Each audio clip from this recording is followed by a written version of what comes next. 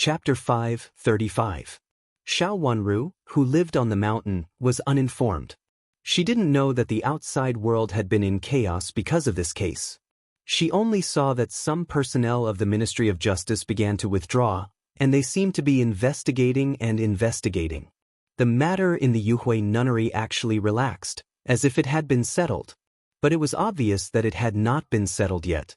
No one knew who sent those men in black. There was a faint rumor that they were the remnants of the former dynasty. Dongsang had been founded for decades, and there were still descendants of the former royal family. With such a piece of news, the matter of the black-clothed men would be easily resolved. The previous dynasty had revolted a few years ago, and the current matter had no evidence to back it up, so it must be the remnants of the previous dynasty who caused the chaos. Old Madam sent more than 20 old maids over, saying that they wanted to find the previous offerings. After the Buddha hall was burned, Old Madam went down the mountain in a hurry. After that, the people of the Ministry of Justice entered and focused on investigating the case. No one was in the mood to pay attention to the Buddha hall. Only the nuns of the Yuhui nunnery came to clean up from time to time. But there were not many of them, and they were just a few women. So far, they had only cleaned up half of the Buddha hall. With the help of more than 20 rough old maids of Duke Xing's mansion, the speed was greatly accelerated. Moreover, these old maids didn't come to help clean up the whole Buddha hall, but only the part in the middle of the Buddha hall where the offering table was placed. Found it. Look, these are the silver bracelets of the second miss. An old maid wiped the sweat on her head and said. She took a pair of silver bracelets and walked to the pavilion. Xiao Wanru and Xiao Yenru were both guarding in the pavilion. Old Madam specially asked them to supervise the more than 20 rough old maids in order to find out the pairs of silver bracelets buried deep in the Buddha hall. There were also people of the Ministry of Justice in the Yuhui nunnery. 2 of them sat in the pavilion with veils on their faces. The silver bracelet was engraved with the word Jie on the corner. It was indeed Xiao Jie's bracelet. After looking at it, Xiao Yenru nodded and asked the old maid to show it to Xiao Wanru. Xiao Wanru had already seen the word Jie, so she nodded at once. Seeing that the 2 misses had certified it, another old maid on the side took it and wiped it with a clean towel. Although the silver bracelet had been there for a long time, it was still very bright after being wiped, as if it was new. After a while, another pair of bracelets was found. This time, it was Xiao Hua An's bracelets, followed by Xiao Yuanhao's and Xiao Yenru's bracelets. Pairs of silver bracelets were sent over. They were wiped clean and looked as if they were new. Besides, they looked exactly the same, which was very eye-catching. Some nuns, who were tidying up other places in the hall, had already seen their silver bracelets and glanced at them curiously. After that, his gaze fell on 2 young ladies who were wearing veils. Since they were wearing veils, it was naturally impossible to see who was who. However, it was said that both of them were exceedingly beautiful. "Ah, what is this?" An old maid suddenly screamed, which was so loud and frightened that it immediately attracted everyone's attention. The 2 old maids nearby looked down at the ground together. The dark and wriggling things on the ground made them take a few steps back in fear and scream. "What's wrong with you? What's wrong with you? What's wrong with you?" The sound was even louder, which attracted other people's attention. Those who couldn't see clearly ran over to have a look. When they saw clearly the 2 ring-shaped things on the ground, which were still moving, they all screamed and scattered in all directions. Some nuns got up and ran out in a panic, with their faces turning pale. Someone shouted out of fear, "There are evildoers!" Their screams attracted the officials of the Ministry of Justice who stayed here. "How can we go back? Go and ask them. Why are they shouting?" Xiao Yenru said unhappily. Shuchi got the order and ran out.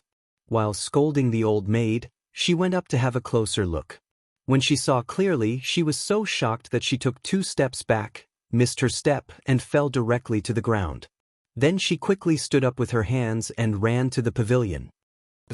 "Miss, we dug out 2 unknown things. They are dark and moving. They seem to be many small bugs. It makes me want to throw up." Shuchi ran over with a pale face. It was obvious that she was frightened. Fortunately, she answered clearly. "Under the veil, Xiao Wanru looked at Xiao Yanru's face calmly and slightly raised the corners of her mouth. Xiao Yanru was indeed shrewder than others. Did she encourage old madam to take action against her? No matter whether she succeeded or not, it would be harmless to her.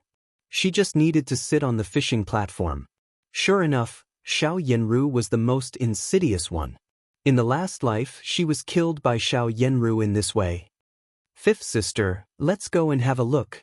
Xiao Yanru was also looking at Xiao Wanru. Both of them were wearing veils, so no one could see the expression on each other's face. She looked a little complacent, but said in an extremely gentle tone, as if she really knew nothing about it. I'd better not. Look, there are officials of the Ministry of Justice coming over. If there is something bad, let them have a look. Xiao Wanru shook her head, reached out to point at the door of the moon cave in front of her with the round fan in her hand. The screams of such a large group of people had already alarmed the officials of the Ministry of Justice. A large group of officials of the Ministry of Justice came over, led by an acquaintance, Wenshichi. This surprised Xiao Wanru. She had thought that she had repaid Wenshichi's kindness in the last life and they would never have a chance to meet again. Unexpectedly, they met again here. She put down the round fan, looked at Wenshichi thoughtfully, and then slowly looked at the people he brought. He brought a lot of people, which showed that he was doing well in the Ministry of Justice now. In the last life, Wenshichi had been bedridden at this time. In this life, he had escaped the scourge of the last life and had a promising future as expected. Let's go and have a look. Wenshichi also looked at the two round rings. He couldn't see clearly what they were, but there were some tiny black worms wriggling on them, which looked like ants. One of his subordinates came over and picked up one of the rings with a branch. After picking it up and looking at it, he reported, "Your Excellency, it's a kind of large ants attached to it." There was a circle of black ants on it. Because they were all alive, they looked like black wriggling things in people's eyes.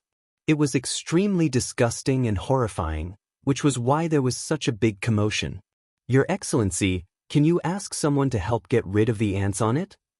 After receiving Xiao Yanru's order, Shuchi ran down. She was Xiao Yanru's maid, so she naturally knew Wenshichi. "Help me get rid of the ants on it." Wenshichi nodded and gave an order to the people he brought here. The people brought by Duke Xing's mansion and the people from the Yuhui nunnery were all women, so they were extremely scared to see the ants gathered together. The officials of the Ministry of Justice had seen more horrifying things, so they naturally wouldn't be scared by a few ants. A few people had already gone over, picked up the rings with branches, and then threw them into the pool on one side.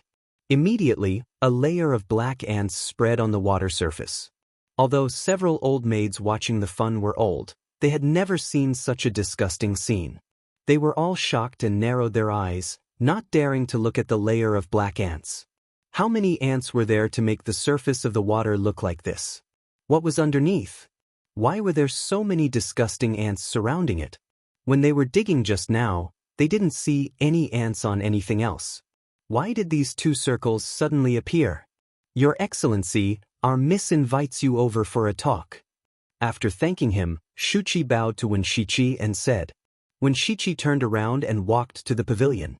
When he arrived at the pavilion, Xiao Yanru and Xiao Wanru had already stood up. Seeing him coming over, they bowed to him together. "Third young masterwan, please sit down." Xiao Yanru and Wenshichi were old acquaintances, so she naturally pointed to the stone stool on one side and said with a smile. Xiao Wanru remained silent. "First Miss Xiao, fifth Miss." Wenshichi said with a slight smile, walked into the pavilion naturally, and sat down on the stone stool between them. Shuchi hurriedly poured a cup of tea for him and then retreated behind Xiao Yanru cleverly. Yujia looked up at her miss, and then stood behind Xiao Wanru obediently as if she didn't know him. "Third young masterwan, do you know what it was just now?" Xiao Yanru also sat down and asked softly. Wenshichi looked at the pairs of shiny silver bracelets on the table. If he hadn't figured it out before, he immediately understood at this moment and said, "It should also be a pair of bracelets." Xiao Wanru lowered her head and sat quietly. Only the round fan in her hand gently fanned a few times. She didn't say anything, nor did she answer, as if it had nothing to do with her at all. She was the younger one, so she should take Xiao Yanru's orders. Moreover, Xiao Yanru seemed to be old acquaintances of Wenxiqi. Bracelets? How could it be? It said that bracelets can ward off evil spirits. Besides, these pairs are also buried there. Why are they all fine? Only that pair of bracelets is in trouble? Xiao Yanru asked in surprise. She put down the round fan in her hand and reached out to touch the pairs of bracelets that had been wiped. Miss, don't touch them first. Maybe they also bumped into some evil spirits. Shuqi was startled, reached out to stop her in a hurry, and tried to persuade her. Xiao Wanru rolled her eyes slightly and raised the corners of her mouth slightly. It turned out that they were waiting for her here. In fact, she had been suspecting this as early as after her maternal grandma found out the smell on the longevity lock. Xiao Yanru seemed to be frightened. She slowly withdrew her hand and said in an embarrassed voice, "How could it be an evil spirit? Maybe the ants had nowhere to go and gathered together accidentally." It's impossible for ants to gather together accidentally. There must be a reason. When Shichi denied her statement, he glanced at Xiao Wanru, who was sitting aside and waving the round fan in her hand, with an imperceptible gentle smile flashing across his eyes. She was pretending to be unfamiliar with him. It seemed that compared with 2 years ago, she had grown up into a big girl. "Miss, listen to third young master one. Don't move first. This is the Yuhui nunnery. If there is any evil spirit, the masters in the nunnery will deal with it. Don't move rashly. Otherwise, if something really happens, I won't be able to absolve myself." Shuqi seemed to be frightened. She stood in front of Xiao Yanru's sleeves and refused to let her reach out. Chapter 5:36. Thank you, third young master one. If it weren't for you, I'm afraid that we wouldn't have been able to deal with it in a short time. Xiao Yanru said softly. When Shichi picked up the teacup at hand, took a sip, put down his hand, and said with a smile, "First, Miss Xiao, you don't have to be so polite. It's just a trivial matter. I have something to do, so I can't accompany you." With that, he stood up and was about to leave. Xiao Yanru and Xiao Wanru stood up together to see him off. When Shichi cupped his hands to them and left gracefully. Since the matter here was different from the one investigated by the Ministry of Justice, he naturally didn't have to stay here. When he turned around, he glanced at the veil under Xiao Wanru's curtain hat and couldn't help but raise the corners of his mouth with a faint and elegant smile. Seeing him leave, the two of them sat down again. At this time, Xiao Yanru said, "This is the third young master of the Prime Minister one. He passed the examination together with the first young master of the Qi family, but he is the top scorer. I heard that he rode on a horse to parade in the street that day and attracted the attention of thousands of people. Along the way, there were sachets thrown by misses. Now he is working in the Ministry of Justice and has a promising future.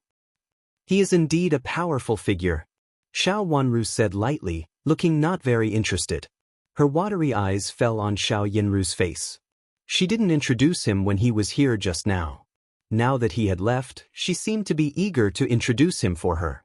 Shuqi cleverly cleaned up the teacup used by Wenxiqi just now and said with a smile, "The young masters of the Wen mansion grew up with the young masters and misses of our mansion. When they were young, the third young master one was good at taking care of others. First, miss, you were a little distant just now. Now he has grown up and is no longer a child." Xiao Yanru said with a sigh, "Now he is an official of the Ministry of Justice. I'm afraid that he will catch up with his father in the future. I didn't expect to see him here." A popular top scorer, a young official of the Ministry of Justice, and a good family background all showed that he had a bright future. Of course, this future was not the focus of Xiao Yanru's attention. Compared with a magistrate, when Shichi was in charge of this area now, which could be used to deter Xiao Wanru. No matter how powerful Ruian Great Elder Princess was, she could not officially intervene in the affairs of the Ministry of Justice. It was a pleasant surprise that when Shichi was here, the two families had been in contact with each other. If she needed help, she could ask Wenxiqi for help in private. Because of their childhood friendship, she had more connections than Xiao Wanru, who knew no one. Compared with asking Qiuyu for help and having to refuse his pestering afterward, Wenxiqi's help was simple, convenient, and much safer. Xiao Wanru didn't answer, just nodded, picked up the teacup, lifted the gauze curtain slightly, took a sip, and then put it down. After that, she looked at the two old maids who ran over. The two old maids each held a bracelet in their hands and weighed it with their fingers, as if there were still big stains on it. In fact, they had been washed in the water just now. "Miss, this pair of bracelets belongs to fifth miss," an old maid said and was about to present the bracelets to the stone table. "Don't put it down, don't put it down. How dare you put such an evil thing in front of our Mississippi?" Shuchi screamed loudly, shook the handkerchief in front of her a few times, and turned her head, as if she would be stained by something evil if she just looked at it. The two old maids were so scared that they loosened their hands, and the pair of bracelets fell to the ground. Whose bracelets belong to? Xiao Yanru also gently covered her nose with a handkerchief and asked. "It belongs to Fifth Mississippi.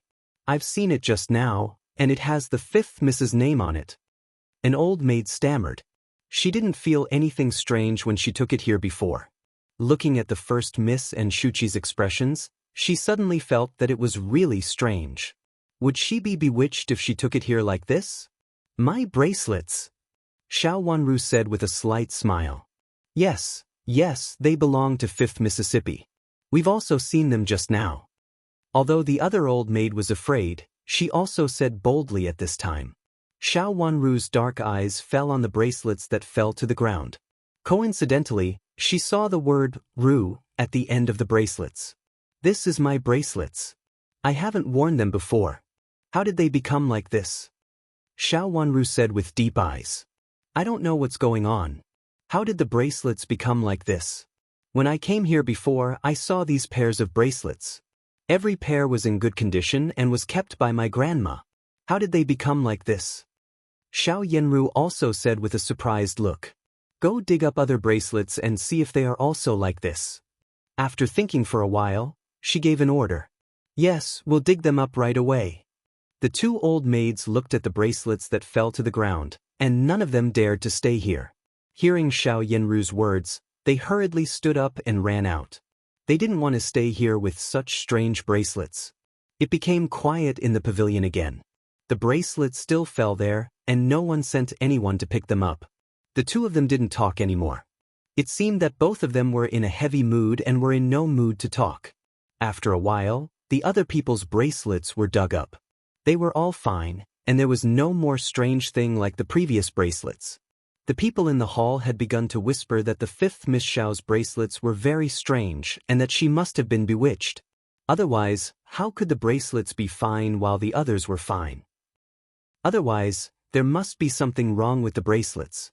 "Fifth sister, shall we go and ask the nun of the Yuhui nunnery?"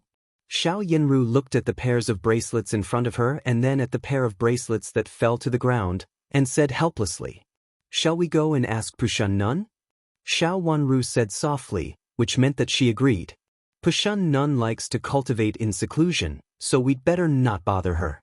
Let's go and ask Puming Nun.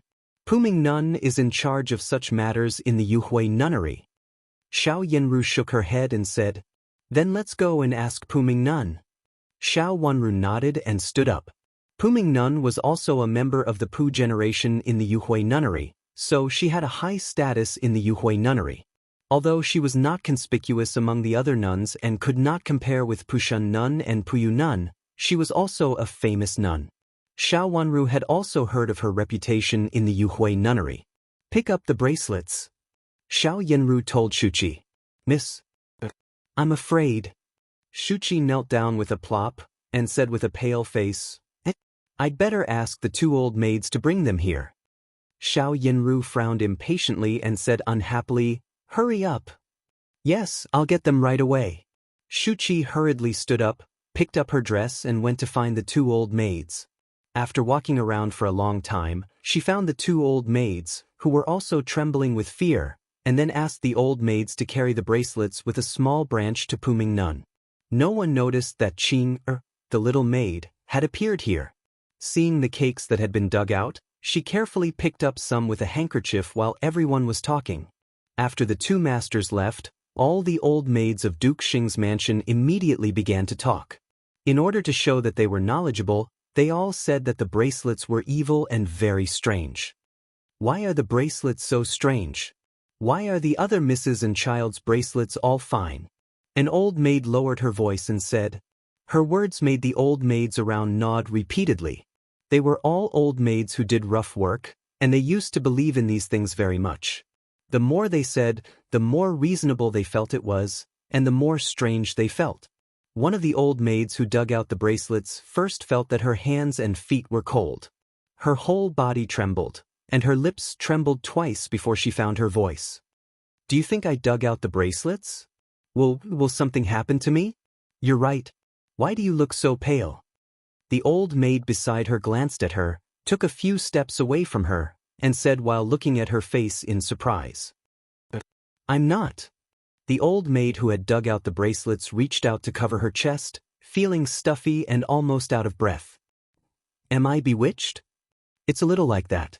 Sister-in-law, are you really okay? Another old maid said with concern, but she stayed far away from her, as if she was afraid of being infected with something bad.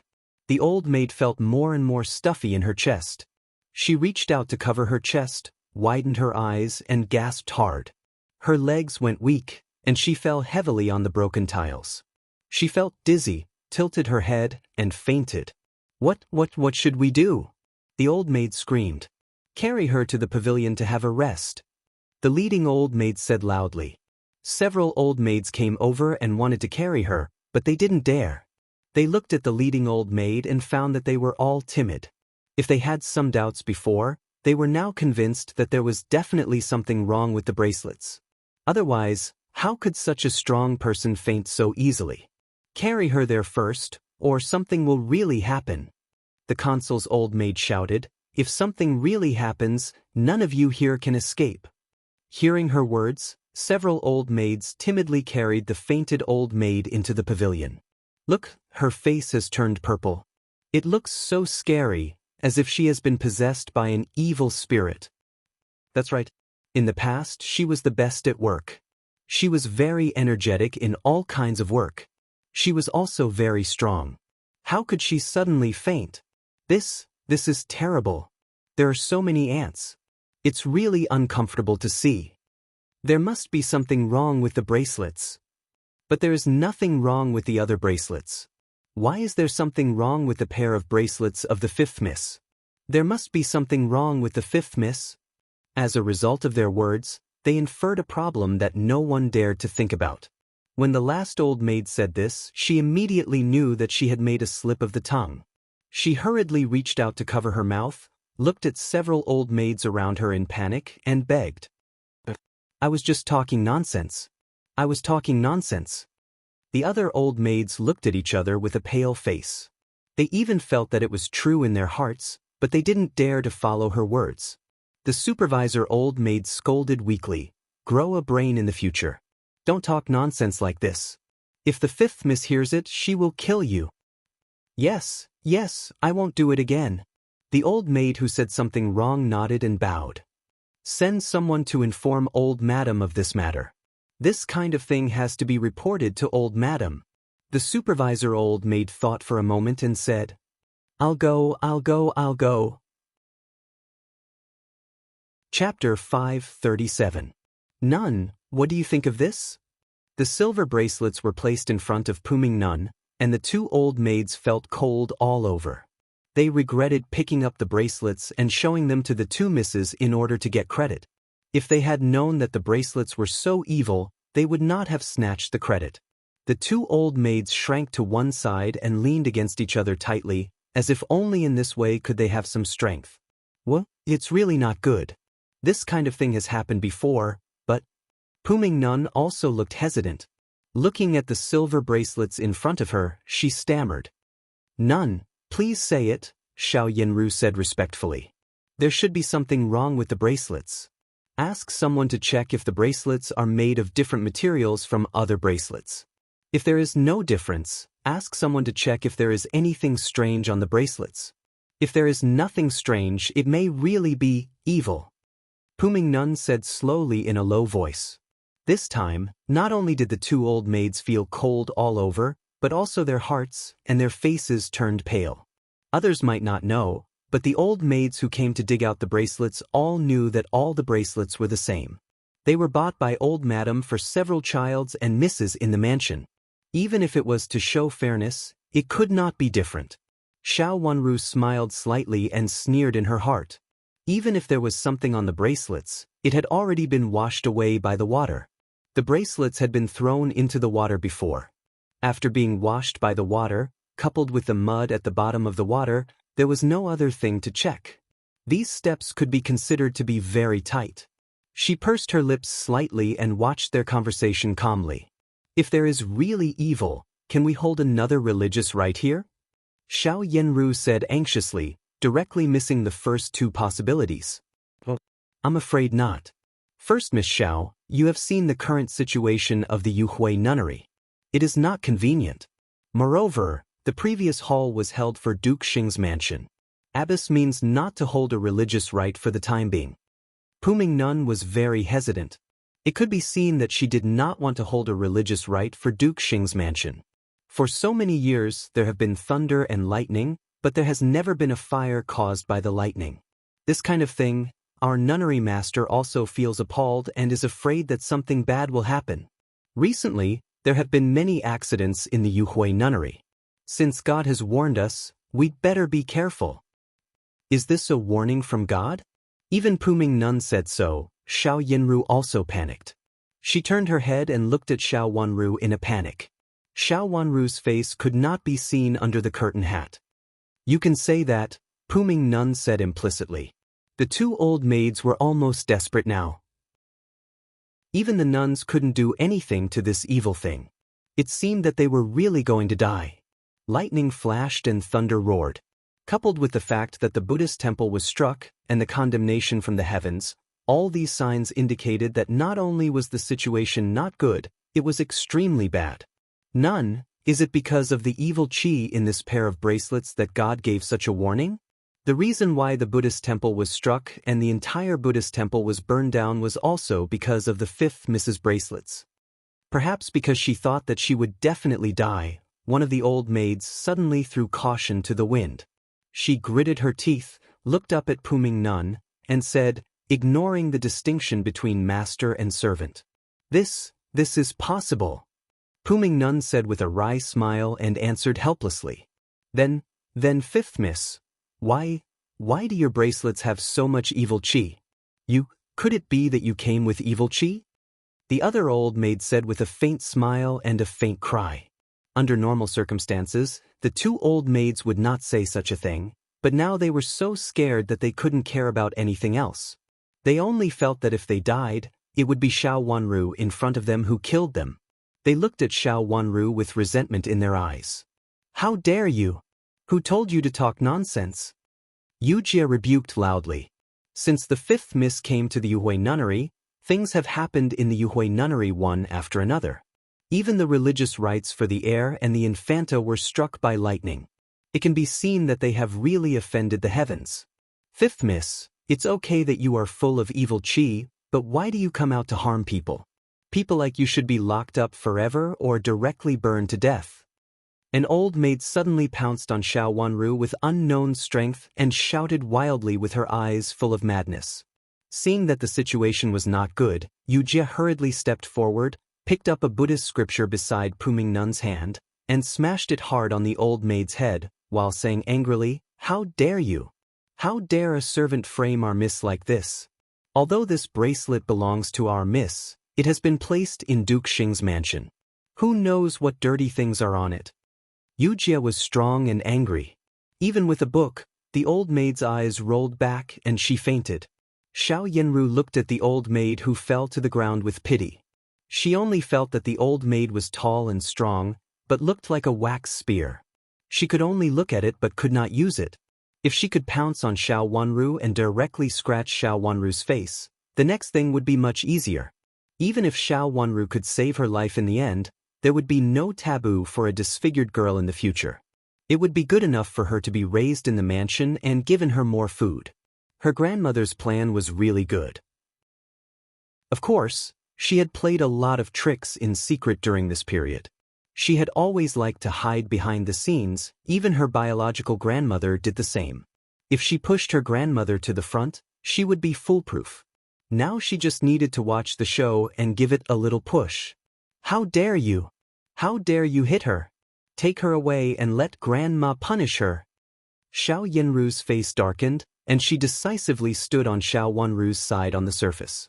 Yes, I'll ask someone to report it to old madam in a while. Shuqi also said angrily, as if she really felt indignant for Xiao Wanru. She raised the corners of her mouth.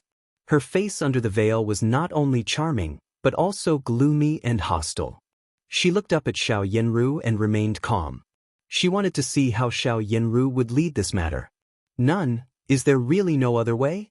I hope you can be merciful and save our mansion. Xiao Yinru knelt straight, kowtowed to Puming Nun twice and said. Her fair forehead immediately turned red after 2 heavy kowtows. This. Puming Nun was very hesitant, as if she wanted to help but couldn't. Seeing her attitude, Xiao Yinru knew that there was hope. She immediately kowtowed to Puming Nun twice heavily and reached out to hold Puming Nun's knees with both hands. Tears slowly oozed from the corners of her eyes and she choked with sobs. Puming Nun, please save all the members of our mansion of Xing. First miss, you're too polite. I really can't help you with this matter. The abbess has ordered us to stop all affairs recently. Moreover, the officials of the Ministry of Justice are all here. No matter what, we can't hold another religious rite for Duke Xing's mansion. The lives of the nuns in the Yuhui nunnery are also lives. Puming Nun refused softly. Although her voice was soft, the meaning in her words was very tough. Several nuns had died on the thunderstorm night, and the Yuhui nunnery had been pushed to the teeth of the storm. This matter was not a blessing for all the nuns in the Yuhui nunnery. The 2 disciples kneeling behind Puming Nun nodded repeatedly and looked at Xiao Wanru with unkind eyes. At this time, they also felt that everything was caused by Xiao Wanru. The 5th miss of Duke Xing's mansion was not only a jinx, but also an evil spirit. It was better to leave the Yuhui nunnery early. Looking at Puming Nun's decisive look as if it was useless to say anything and Xiao Yinru's pleading, Xiao Wanru suddenly smiled. Her voice was soft and elegant, with some childish innocence and ignorance, as if what was happening in front of her was nothing. Big sister, since Puming Nun said that there is no way, let's go. We can always find out the reason.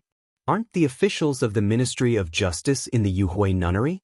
Big sister, you can ask the 3rd young master when to find out the matter. Xiao Wanru said casually, as if she was talking about someone else's business, which had nothing to do with her and no one suspected her. How can the Ministry of Justice handle this kind of matter? 5th sister, you'd better not make trouble.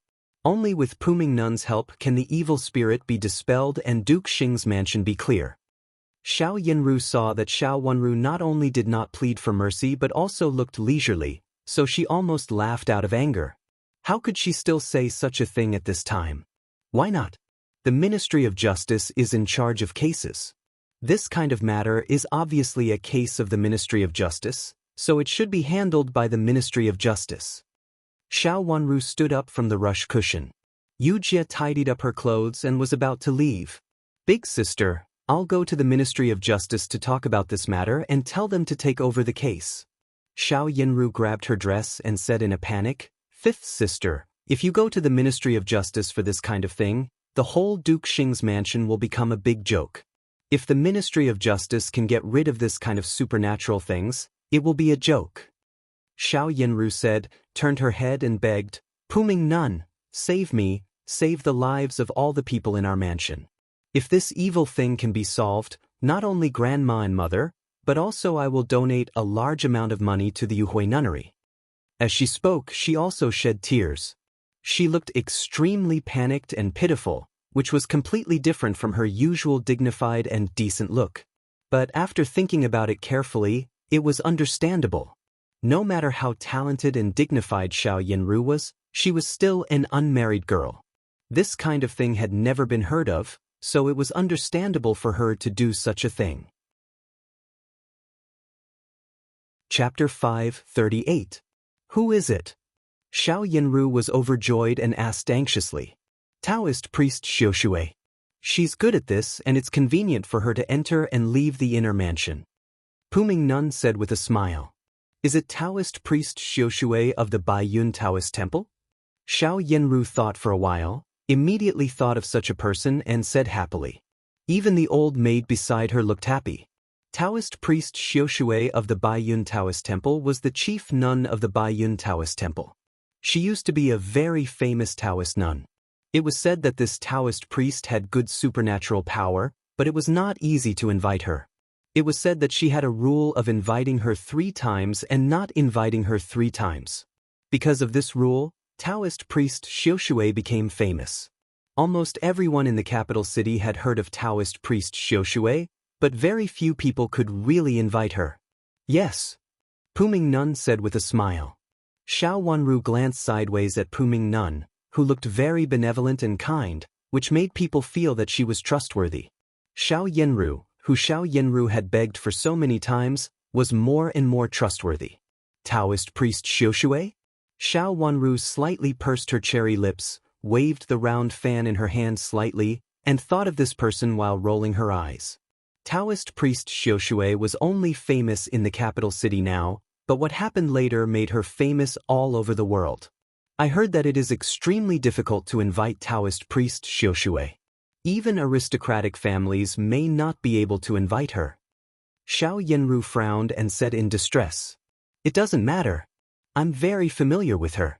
If I write a letter to her, she will help me. Puming Nun said. Thank you, Nun. Thank you, Nun. Xiao Yenru said happily and kowtowed heavily to Puming Nun. After saying a few more polite words, Puming Nun stood up, came to the desk, picked up the writing brush, and began to write. After a while, she finished writing the letter. After drying it for a while, she took out an envelope and put it in it. After writing the words, for Taoist priest Xiushui, on it, she handed the letter to Xiao Yenru. First, Miss Xiao, you just need to send the letter. As for your grandma, she can come to our mansion whenever she wants. Thank you, Nun.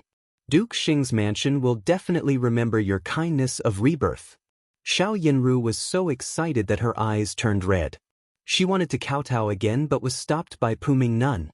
Now that there was a solution, Xiao Yenru and Xiao Wanru naturally left. When they got outside, the old maid who had fainted before was also woken up and left with them. Xiao Yenru didn't bother others and directly asked another old maid to deliver the letter. Hearing that she could leave the Yuhui nunnery immediately, the old maid picked up the letter and ran wildly as if a ghost was chasing after her. If she stayed here any longer, she would feel more dangerous, as if she would lose her life. Fifth sister, Xiao said with, Grandma should go and make. Xiao Yenru said with a tired look. With such a big mistake, it was no longer something that the 2 unmarried misses, who were supervising and chatting with each other, could deal with. Xiao Wanru nodded in silence and went back with Yu Jie without asking any more questions. Xiao Yenru went to see the old maids who were left behind.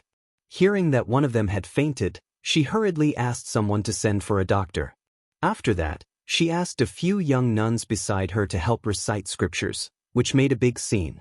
The officials of the Ministry of Justice had already been alarmed. They sent someone to inquire about it and then reported it to Wenshichi. It is said that there is an evil object in the bracelet of the 5th miss of Xiao's mansion. The other bracelets are fine, except for the 5th miss bracelet. The old maid who dug out the bracelet has fainted. It is said that she looks horrible when she fainted. She hasn't woken up yet. I'm afraid that she is not well. Another old maid has also fainted. She is with Puming Nun. A subordinate of the Ministry of Justice reported to Wenshichi in full detail. The people of the Ministry of Justice had never believed in ghosts and gods, but now they seemed to have goosebumps all over after hearing the old maid's words. They felt that the air seemed to be colder than usual. Is it true? Wenshichi thought to himself. Is it true? How did the 2 misses of Duke Xing's mansion behave? Wenshichi calmly put down the writing brush in his hand and said. He was painting an autumn chrysanthemum outside the window. He didn't expect that there was such a rare autumn chrysanthemum in the Yuhui nunnery. He couldn't help but feel itchy for a while. He picked up the writing brush and drew a few strokes. Now he had a basic outline. The first Miss Xiao dealt with things very calmly. She arranged for the old maids of Duke Xing's mansion and told them not to talk nonsense, guess at random, or talk about the fifth miss. The subordinate reported. Therefore, she was not only a good sister, but also dignified and decent. Even in this situation, she could still keep calm. She was indeed a miss from an aristocratic family with an excellent reputation in the capital city. When Shichi had to praise her for her means. Where is the fifth miss of Xiao's mansion? When Shichi asked again when he didn't mention Xiao Wanru. The fifth Miss Xiao went to have a rest. It is said that she was frightened. But I saw that the fifth Miss Xiao was very calm when she left. Her steps were light and natural, and she didn't seem to be frightened at all. It's really strange that she could go to have a rest now after such a big thing happened and it was related to her. The subordinate said. The people of the Ministry of Justice were very observant. They specially looked at the fifth Miss Xiao's behavior and felt that the fifth Miss Xiao was really careless. She was really careless. Or was it because she was too young to understand the consequences of this matter? The subordinate of the Ministry of Justice didn't know which reason it was. When Shichi smiled with his hands clasped behind his back, there was a trace of an elegant smile on his handsome face. He said lightly, I don't think she will give up without putting up a fight. What do you mean, Your Excellency? The subordinate didn't understand at the moment and asked in astonishment. When Shichi stopped smiling and knew that he had lost his composure just now, he coughed in a low voice and said, Keep an eye on them. If there is anything, report to me. Did the divine punishment thunder and fire strike the hall? It's obvious that someone set the fire and deliberately drew others' attention to what happened that night. Your Excellency, do you mean that the so-called evil qi is nonsense? Then why are the other bracelets fine except for that pair of bracelets? And there are so many bugs. It's really unbelievable. The subordinate said hesitantly. He didn't know what to believe at this moment and felt that some of his ideas in the past had been shaken.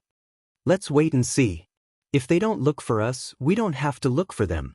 When Shichi didn't explain too much to his subordinate and waved his hand. This kind of thing was not under the jurisdiction of the Ministry of Justice. Duke Xing's mansion planned to eliminate it with the help of deities and Buddhas, so he would wait and see. The Ministry of Justice was not in charge of this kind of thing. He wanted to see how this matter would be solved later. Xiao Wanru still returned to her silence room and had a peaceful lunch. After that, she took a short rest and then took a nap. When Xiao Yanru came back, she had not woken up yet. Hearing that Xiao Wanru was taking a nap at this moment, Xiao Yanru, who had been busy for a long time, showed a concerned expression on her face. She also specially asked about Xiao Wanru's situation and asked Yu Jie and Chu Lu to take good care of Xiao Wanru. If there was anything wrong with Xiao Wanru, they should remember to report to her immediately. Besides, she said that old madam would probably send someone over to inquire about something later. The two maids hurriedly responded, looking frightened. Xiao Yanru went to her room. When she entered her room, the gentle and dignified smile on her face immediately disappeared, and she showed a cold and sarcastic smile. Xiao Wanru could still sleep at this moment. She dared to sleep here so peacefully even though she was about to die. Of course, this might be the last peaceful sleep for Xiao Wanru, so she would not disturb her. After having a late lunch, Xiao Yanru was not in the mood to take a nap, so she just waited in the room. Old madam's people came very soon. The one who came was Nanny Yu, who served her. She entered the room with 4 strong old maids and directly found Xiao Wanru. Xiao Wanru had already gotten up and was combing her hair. Hearing that Nanny Yu had come, she immediately invited her in. Xiao Yanru, who was beside her, also got the news and rushed over with Shuchi. Fifth Miss, old madam said that she wanted to see the longevity lock that she gave you before. Fifth Miss, please show it to me. After greeting the two misses, Nanny Yu went straight to the point. Longevity lock? Xiao Wanru frowned and looked back at Yu Jie, seeming to be unable to remember it for a moment. Miss, it's the longevity lock that old madam sent up the mountain. Didn't you ask Ru and great elder princess to take it away? Yu Jie suddenly remembered and said immediately. Hearing her words, Xiao Wanru also seemed to remember it. She immediately nodded and said very modestly, Nanny Yu, This longevity lock has been taken down the mountain by my grandma. I'm afraid that it's not safe on the mountain, so I sent it to my grandma. Isn't the longevity lock in the fifth Miss's hands? Nanny Yu's eyebrows twitched fiercely a few times and asked anxiously. Yes, it's not with me, Xiao Wanru said decisively. Nanny Yu paced around anxiously, stamped her feet helplessly and said, What should we do? Old Madam insisted that I take it back to have a look, but now, why does she want to have a look at it? Xiao Wanru asked in surprise. Puming Nun helped to invite Taoist priest Xiushui. Taoist priest Xiushui said that she wanted to see it with her own eyes. The bracelets have been taken away, but the longevity lock of the fifth Miss is still missing. Only by comparing the longevity locks of the young masters and misses with the silver bracelets can we find out the truth and ensure the safety of the mansion. Even Ru, and great elder princess, couldn't stop the safety of the mansion. Her words scared Xiao Wanru. For a moment, she didn't know how to answer. She opened her mouth but didn't say anything. Xiao Yanru said gently and came up with an idea for Xiao Wanru, who was at a loss. She said, Fifth sister, write a letter or send someone down the mountain to Bu and great elder princess mansion to get it. After getting it, ask Nanny Yu to bring it to our mansion to show grandma. I'll ask Qing to go down the mountain. Xiao Wanru nodded repeatedly and said anxiously at once. She couldn't refuse the safety of the mansion. This was a good idea, and Nanny Yu also nodded. Xiao Wanru asked Qing to go down the mountain with Nanny Yu after giving her some instructions. Xiao Wanru and Xiao Yanru specially sent them to the gate of the courtyard. Fifth sister, you have already taken a nap. I'm tired now, so I'm going to have a rest. Seeing that they had gone far, Xiao Yanru turned her head and glanced at Xiao Wanru meaningfully. Suddenly, she smiled as brightly as a spring flower, and then ignored Xiao Wanru, turned around, and left with Shuqi. Chapter 539. The carriage of Duke Xing's mansion stopped far away in front of the gate of Ru and great elder princess's mansion. There was still a long distance from the gate. Nanny Yu meant that they were all servants, so how dare they stop in front of the gate of Ru and great elder princess's mansion in public? So they stopped at the gate of a shop across the street from the gate of Ru and great elder princess's mansion. Qing hurriedly got off the carriage and entered the mansion. After a while, she came out with an exquisite box and ran towards the carriage from a distance. Because of her anxiety, Nanny Yu had been waiting downstairs with 4 old maids for a long time. Seeing that Qing finally came out, Nanny Yu breathed a sigh of relief and ordered an old maid beside her, Go up and take the longevity lock of the 5th Mississippi. Let's go back to the mansion and show it to Taoist priest Xiushui immediately. At this time, Taoist priest Xiushui should have been invited over. The stout old maid nodded and rushed over unsteadily, intending to take the box in Qing's hand. It was unknown whether the old maid was too stout or she walked too fast, but before she stretched out her hand, she bumped into Qing fiercely. It was unknown whether the old maid was too stout or the old maid was in a hurry, but she bumped into Qing hard. Qing fell on her back, and then the box in her hand was also thrown out. Not only the box, but also the longevity lock in the box flew to the street and almost hit someone. The passers-by scattered.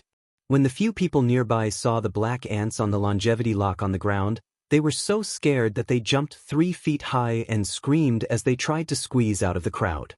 More people saw such a terrible and disgusting scene, especially some women, and they screamed.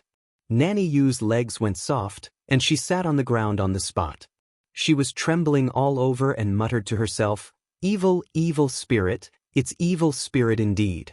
All the things of the 5th Miss have evil, evil spirit. A bolder old maid pulled Nanny Yu desperately and said anxiously, Nanny Yu, we'd better run away. The 5th Miss is evil. The bracelets and longevity lock on her body all have evil spirit. Go to report it to old madam. Let's go quickly. As she said, she pulled Nanny Yu up and got into the carriage in a hurry. Not only did they ignore Qing, but they also ignored the longevity lock on the ground, as if they had encountered a scourge. Everyone retreated, looking at the scene in front of them in shock and fear. They then looked at the longevity lock on the ground. There was a circle of black, rather large ants on the longevity lock. Normally, it was hard to find even one such large ant, but this longevity lock was almost completely covered in them. Just looking at it made one's heart tremble. Ching slowly stood up from the ground. She was quite courageous.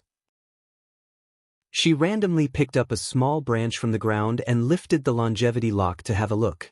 All the people around her retreated 3 feet back, fearing that they might accidentally be infected by these ants. Of course, there were also some busybodies who deliberately took a few more glances. Although the ants were terrifying, they had never seen such a strange thing before. They had to take a few more glances so that they could brag to others in the future. Is there sugar on it? Ching said to herself. She picked up the longevity lock and brought it to her nose to smell it. Then she said to herself, it seems to have the smell of osmanthus candy. Does it taste like sugar? The meddlesome men were suddenly not afraid anymore. Let me smell it. A meddlesome man reached out his hand. If the ants were really attracted by the sugar, they would make a fuss. Handed over the branch in her hand. The meddlesome man took it boldly and brought it to his nose to smell it. There was a faint sweet smell of osmanthus, which was very strong. It's really stained with sugar. The meddlesome man nodded and passed it to his companions around him. One by one, they all agreed. The smell of osmanthus candy on the longevity lock was really strong. Along the way, even those who didn't take it smelled it. Someone couldn't help laughing. It turns out that it's just sugar on the longevity lock. I thought it was some evil thing. Although so many ants looked very disgusting, they were not terrible things after all. An ant was actually not terrible. What was terrible and disgusting was seeing so many ants. However, when thinking of the strong smell of osmanthus candy on the longevity lock, it was not a big deal to attract so many ants. At this time, even the woman stopped far away. Although she felt that so many ants were actually very disgusting, she would not be scared to turn around and run away screaming. You didn't clean it up well. It's stained with sugar. Go and wash it, lest you take it out next time and frighten a lot of people. The meddlesome man became complacent and passed the branch in his hand to Ching. This matter proved that they were bold and careful. When they went back, they had to tell others about it. It's just sugar. How could the people of Duke Xing's mansion be scared away and say that the 5th Miss's stuff is evil? This is obviously the longevity lock that old madam gave to our 5th Mississippi. The 5th Miss is so old and can't wear it, so she can only lock it up. How could there be sugar in it? Ching took the branch and argued unconvincingly. She put it on the ground and hit it hard with the branch. Once the ants were hit, some began to run away. Someone was afraid and picked up the water in his hand to pour it on the longevity lock, but was stopped by Ching. Don't pour it. There is sugar on it, and it will be gone once it is poured. We have to keep it as evidence. Otherwise, our miss will be wronged. As she said, she hit the ants very quickly. Some ants were beaten to death, and some were crushed to death by passers-by when they ran away. When the number of ants was reduced, everyone was not afraid. How could your miss be wronged because of sugar? This girl is loyal to her master, but what she said was too much. Someone pointed at Ching, who was a little naive, and said with a smile, "They all don't like our miss." Ching said in a muffled voice and continued to hit the ants on the longevity lock. At this time, there were a lot of ants. She hit them one by one, and it was not slow. Who is your miss? Someone was surprised. Our miss is the 5th Miss of Duke Xing's mansion. She has been observing mourning for heir of Duke Xing and Infanta in the Yuhui nunnery. Now it has been more than 2 years, and it will be the 3rd year soon. But now such a thing happened. Our miss is really wronged. Ching was not very sensible and talked about her master's right and wrong. However, she looked like an inferior little servant girl, and she was not old. At this time, there was no one in the mansion. In addition, what had happened just now, it was okay for her to talk about her master's right and wrong out of indignation. Moreover, she did not name her master. The 5th Miss of Duke Xing's mansion? The one who was very filial and returned to her family just now? Someone suddenly thought of it, and immediately looked at Ru and great elder princess's family in the distance in surprise and understood. It should be her. I heard that the fifth Miss couldn't stay in Duke Xing's mansion after returning to her family. The whole Duke Xing's mansion doesn't like the fifth Mississippi. Is it true? Since the fifth Miss has been recognized, she must be the daughter of the former heir of Duke Xing. How could they humiliate her like this and send her to the Yuhui nunnery to be raised for 3 years? It's really improper. It can be seen that they really don't like the fifth Mississippi.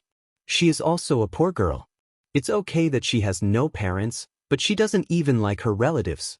Just now, the little girl said that the longevity lock was given by old Madam of Duke Xing's mansion. Later, because the fifth Miss was too old to wear it, it had been locked. So the sugar on it might really be, so they are going to wrongly accuse the fifth Miss? Someone gasped and came to such a conclusion in astonishment. Many people present looked at each other.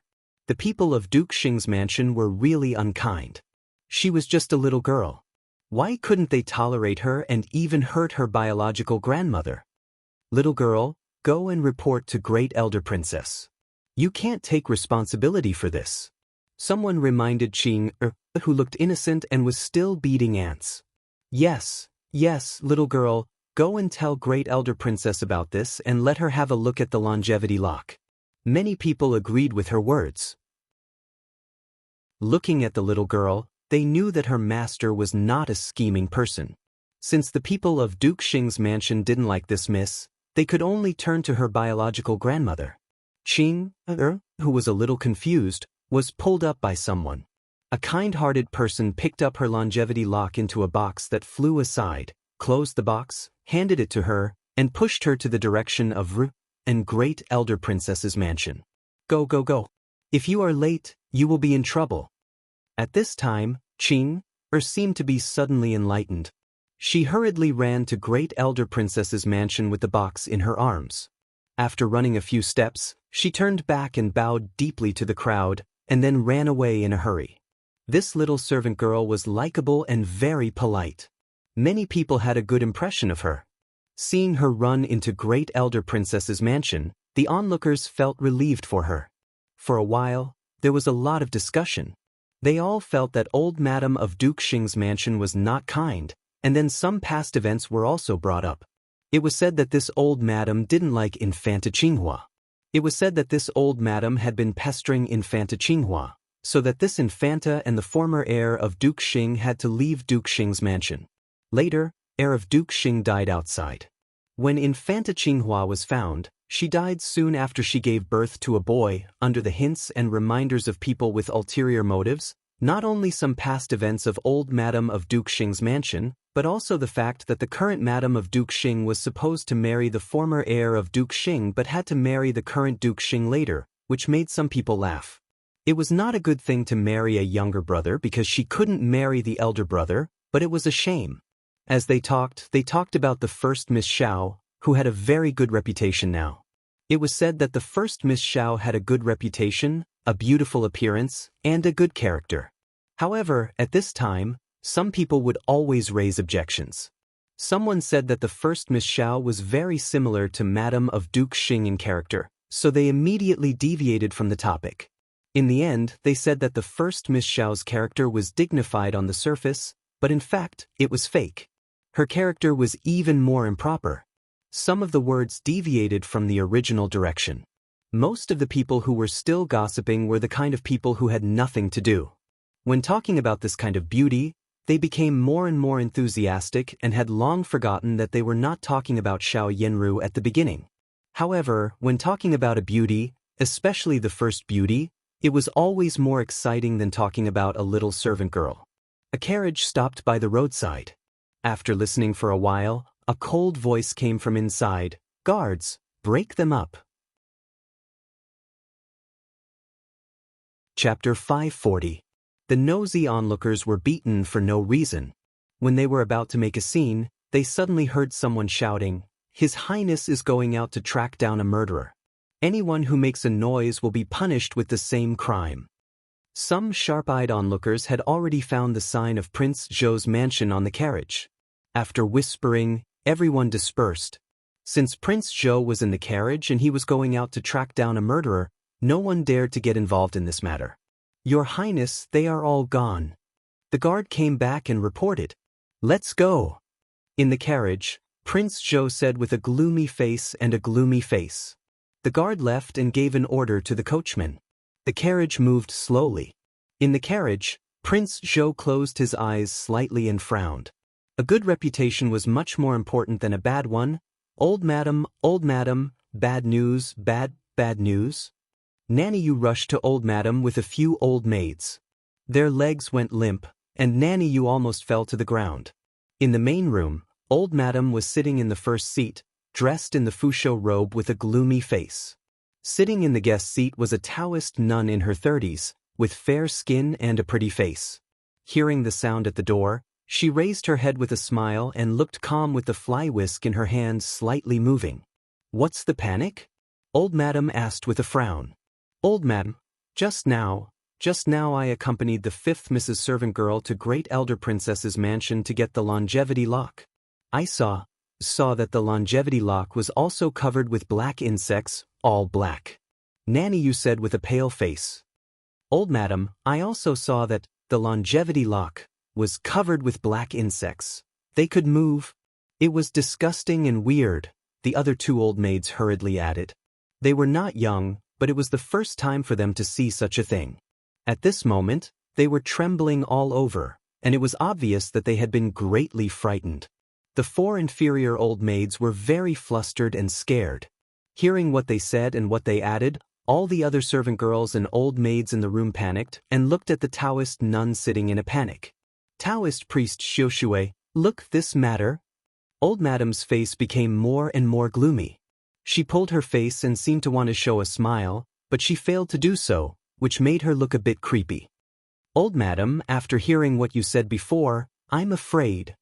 Taoist priest Xiushui stopped smiling, frowned, narrowed her eyes, stretched out her fingers, put them together and murmured softly. She pressed the other finger very cleverly, as if she was calculating something. The room fell silent at once. Everyone fixed their eyes on Taoist priest Xiushui's fingers. Some of them even put their palms together and prayed silently. After a long while, Taoist priest Xiushui opened her eyes with a complicated expression. She glanced at old madam and wanted to say something but stopped on second thought. If there's anything you want to say, please say it clearly. The 5th miss of your mansion has not been raised by old madam since she was a child.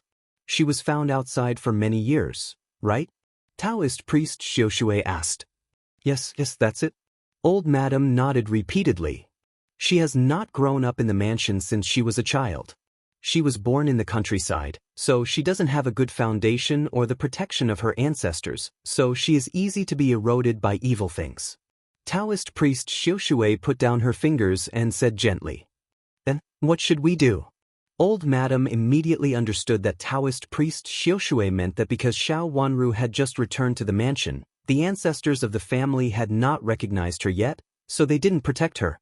As a result, she was possessed by evil things and went up the mountain. What kind of evil things are on her? How can we deal with them? The 5th miss has been possessed by the black evil spirit. After being possessed by the black evil spirit, all kinds of insects will come to her. To be specific, as old madam said, the black evil spirit will turn into Inchi. If she is contaminated by too much of this kind of dirty thing, it will not only harm the 5th miss, but also harm the 5th miss's elders. Does the 5th miss have any elders who died miserably? Taoist priest Xiushui said with a gloomy face and a slightly pale face, I haven't seen such a powerful black evil spirit in so many years. I think the 5th miss has harmed her elders. My son Mai Jiang, it turns out that you got into trouble because you gave birth to such a troublemaker.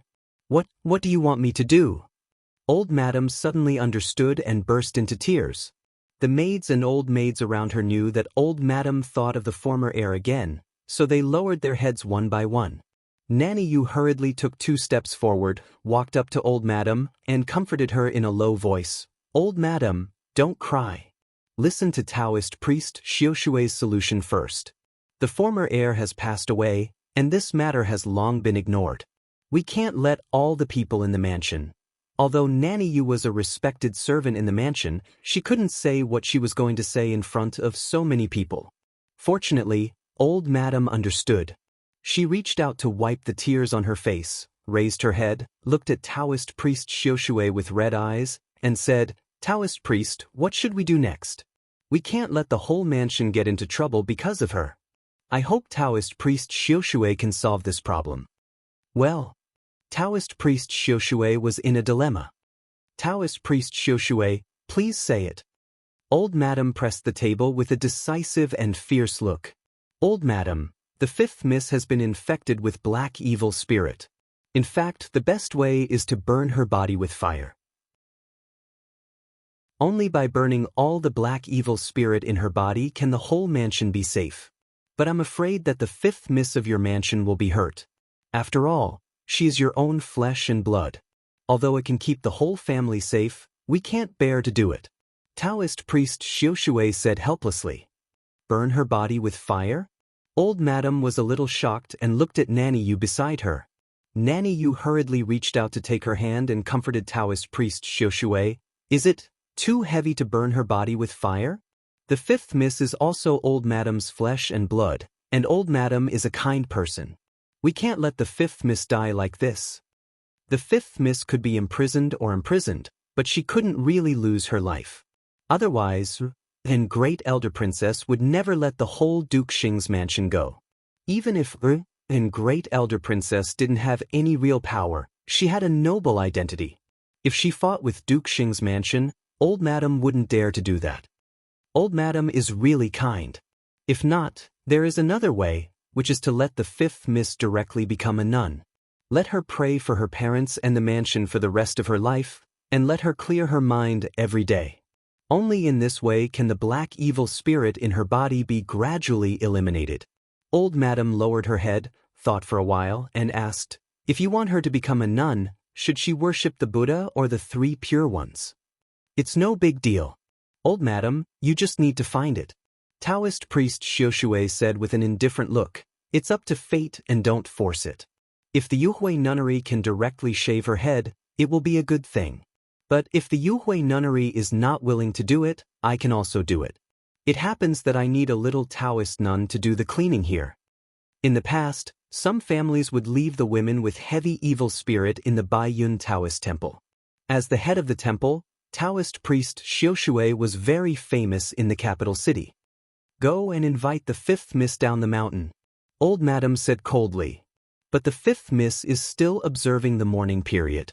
Now the people of the Ministry of Justice are on the mountain. I'm afraid it's not easy for her to go down the mountain.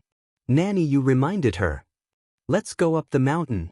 Old Madam gritted her teeth and felt that she couldn't bear it for a moment. She had made up her mind.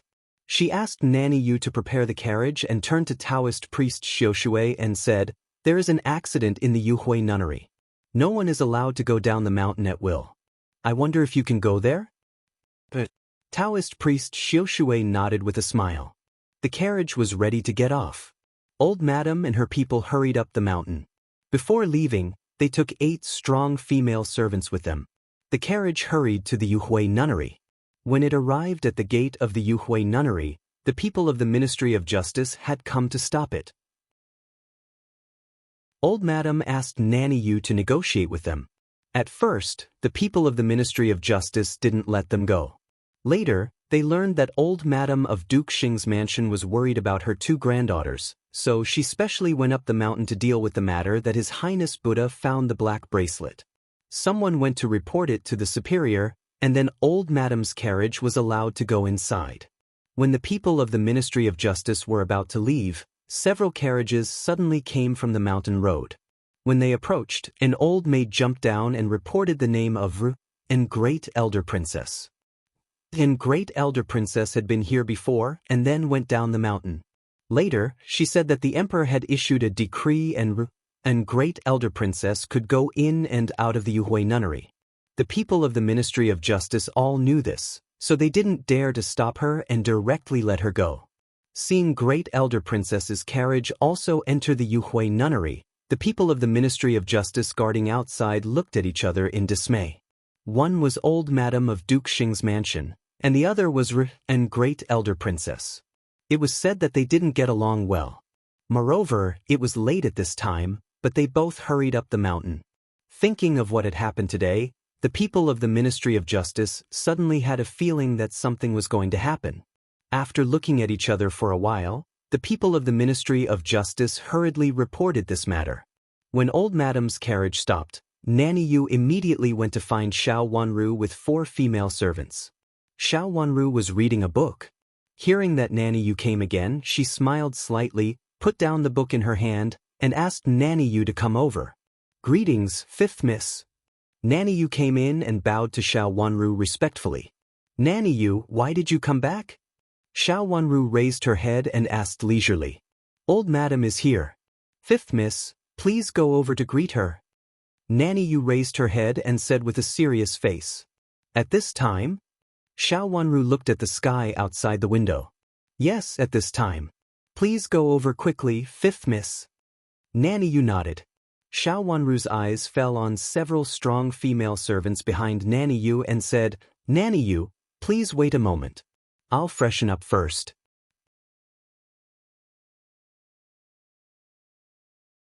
Chapter 541.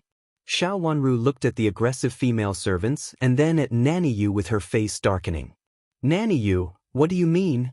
Yu Jie and Chu Lu immediately stood beside Xiao Wanru and looked at Nanny Yu warily. "I just want you to hurry up. I'm afraid that old Madam will be angry if you miss the time." "I hope you won't be angry," Nanny Yu said politely, but she didn't look polite. In the past, when she saw Xiao Wanru, she would smile before saying anything. But today, the smile on her face was much fainter, and it was almost a fake smile. Was she going to take action? Xiao Wanru sneered in her heart, reached out to straighten her sleeves, and then said as if nothing had happened, "Since Grandma is so anxious, lead the way, Nanny Yu." Seeing that Xiao Wanru didn't resist, Nanny Yu nodded and turned to leave with a group of people. In the corridor, Xiao Yanru looked at all this with a smile on her face. She slightly raised the round fan in her hand to hide the complacency on her face. Xiao Wanru suddenly stopped at the gate of the courtyard, looked back at the corridor, and met Xiao Yanru's eyes. Then she smiled at Xiao Yanru, lifted the corner of her dress, and walked out of the courtyard. The smile on Xiao Yanru's face froze, and then she threw out the round fan in her hand. The exquisite round fan immediately broke to the ground and said, "Bitch, do you really think that you are great because you are the granddaughter of great elder princess? As long as your surname is Xiao, you have to be coerced by grandma. How can you still smile when you are about to die?" "First Miss, don't be angry. The 5th Miss is fearless because she is ignorant. She may think that you are just going to see old Madam and think that old Madam must think that she is more important and more favored than you." Shuqi hurriedly comforted her carefully. Her words made Xiao Yanru feel comfortable. She snorted and said, "Only she is so ignorant. She really thinks that Grandma likes and dotes on her. She doesn't know how powerful she is." "That's right. How can she compare with you? You are not only talented but also beautiful. Everyone in the capital city knows that you are the first beauty in the capital city." "No, I'm wrong. You are the first beauty in the country of Dongtsang," Shuqi hurriedly said. With a complacent look on her face, Xiao Yanru sneered and turned around proudly. She really shouldn't argue with her. How could she argue with her? Her mother said that she was a noble cloud in the sky and was destined to look down from the sky. She would not do anything for Xiao Wanru. Xiao Yanru said. She would not be so. When Xiao Wanru was brought to Old Madam was sitting with a gloomy face. She found a fragrant room nearby and did not ask for much. Xiao Yanru was going to go.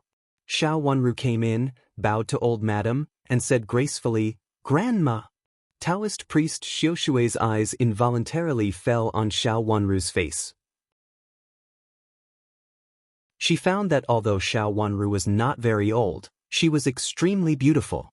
Her skin was as delicate as jade, and her watery eyes were as clear as water. Just by glancing at her, Xiao Wanru felt that her whole body had melted. Xiao Wanru's pink cherry lips were red, and she was so fresh and beautiful that all the women around her became a contrast. She had never seen such a woman even though she had been in and out of aristocratic families' mansions all year round. She was so fascinated by you that the horsetail whisk in her hand almost fell to the ground. A little Taoist nun standing behind her reached out and pulled her sleeve, which saved her from losing her composure. Someone shave her hair. Old Madam clenched her fists and said sternly with an ugly face. A few female servants, who had been prepared, came over and were about to force Xiao Wanru to kneel down. Someone else took out a razor and was about to shave Xiao Wanru's hair. On the way here, Old Madam had discussed with Taoist Yenru that the best way was to shave her hair directly. At that time, even if an great elder princess came forward, it would be impossible for her to save her. As for the Yuhui nunnery, if they didn't accept her, they could send her to another nunnery, the smaller and the farther, the better. Yujie and Chulu were so anxious that they took 2 steps forward to protect Xiao Wanru. However, Old Madam brought a lot of people, who were all strong and well prepared. 2 of them fought against 1 servant girl, so Chulu was restrained at once. However, Yujie was so strong that 2 female servants couldn't fight against her. Old Madam nodded slightly. 2 more female servants came over immediately. One of the remaining 2 held a razor, and the other was about to press Xiao Wanru down. Xiao Wanru shouted sternly, "How dare you? Who dares to do it?" She looked gentle and had always been gentle. She had never been so fierce. The 2 female servants were shocked. They involuntarily took 2 steps back and looked up at Old Madam in a hurry. "How dare you? How dare you?" Old Madam patted the railing of her chair hard and said angrily. She had always been a woman of her word in the mansion, and there had never been a grandson who disobeyed her in front of so many people. Xiao Wanru looked around and finally fixed her eyes on Old Madam. Her eyes were cold and sharp with a bit of bloodthirst. Her beautiful eyes, which should have been a little gentle, were gloomy and angry. She said, "What do you mean, Old Madam? Even if you want to sentence someone to death, you should at least let him die knowing. Old Madam, you set up a court privately. Is there any law? I am your grandmother. You are an unfilial daughter. How dare you disobey me?" Old Madam was so angry that her liver hurt and said bitterly, "Disobey you? Old Madam, you really think highly of yourself. If Old Madam wants to harm me for no reason and pretends that I am not allowed to disobey you, does it mean that you regard yourself as the Empress Dowager? No one in the world can disobey the Empress Dowager's decree. Even the Emperor has to be filial to the Empress Dowager according to filial piety." Xiao Wanru said word by word. She stared at Old Madam with her watery eyes without dodging or even a trace of fear. "How dare you?" Old Madam shivered. If such words were spread out, it would be rebellious and would bring trouble to Duke Xing's mansion. "Old Madam, it's hard to say whether I am bold or not. Old Madam's way of covering the truth with one hand is really difficult to be accepted. If Old Madam doesn't say anything today, I will let the whole Duke Xing's mansion die with me even if my blood is spilled on the spot," Xiao Wanru said sternly without flinching. She was still young, but her momentum was amazing. When her watery eyes met Old Madam's eyes, she seemed to be able to see through the hidden filth in Old Madam's heart. Although Old Madam wanted to slap Xiao Wanru in the face, she still held back and said sternly, "You bring bad luck to your parents, and you have the evil spirit. Today, your bracelets and longevity lock are covered with black insects, which is proof. Now you don't want to pray for the whole mansion, but you are still sentimentally attached to the secular world and ignore your relatives. You are really a vicious and selfish person." Vicious and selfish? Moreover, you bring bad luck to my father and mother. I remember that everyone said that Old Madam forced my father and mother out of the mansion and that their deaths were caused by Old Madam. Is Old Madam bringing bad luck to her children, daughter-in-law, and relatives? Then why doesn't Old Madam become a nun and pray for the sins she has committed? Xiao Wanru sneered and said in a neither humble nor arrogant manner. Since they were ruthless, she had no intention to do so. She had no sense of belonging or affection for Duke Xing's mansion, so she would not feel wronged at this time. In the last life, all the people of Duke Xing's mansion watched her sink into depravity and helped others trample on her, leaving her in a deep stain. She didn't believe that Old Madam, who seemed kind but was actually shrewd and ruthless, didn't know anything.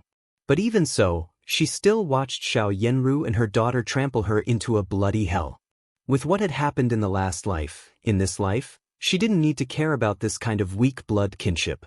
She just wanted to see how Duke Xing's mansion would decline in this life.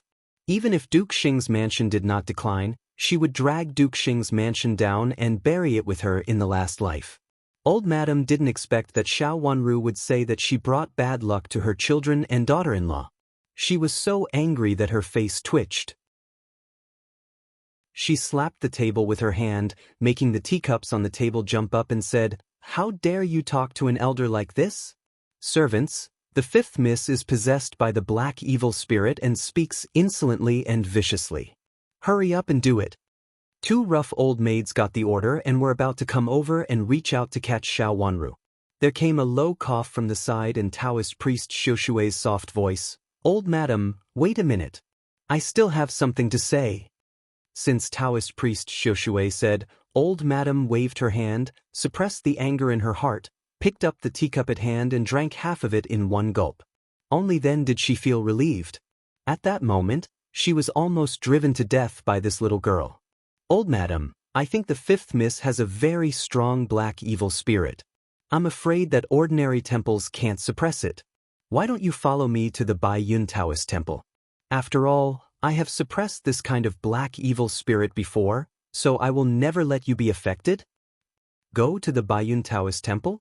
Doesn't it mean that she can't shave her hair? Old Madam looked at Taoist priest Xiushui in confusion. On the way here, they had discussed it. They had agreed that Xiao Wanru must shave her hair. Otherwise, if and Great Elder Princess got the news, she could still take Xiao Wanru down the mountain. Xiao Wanru could only shave her hair and press the incense seal on her head.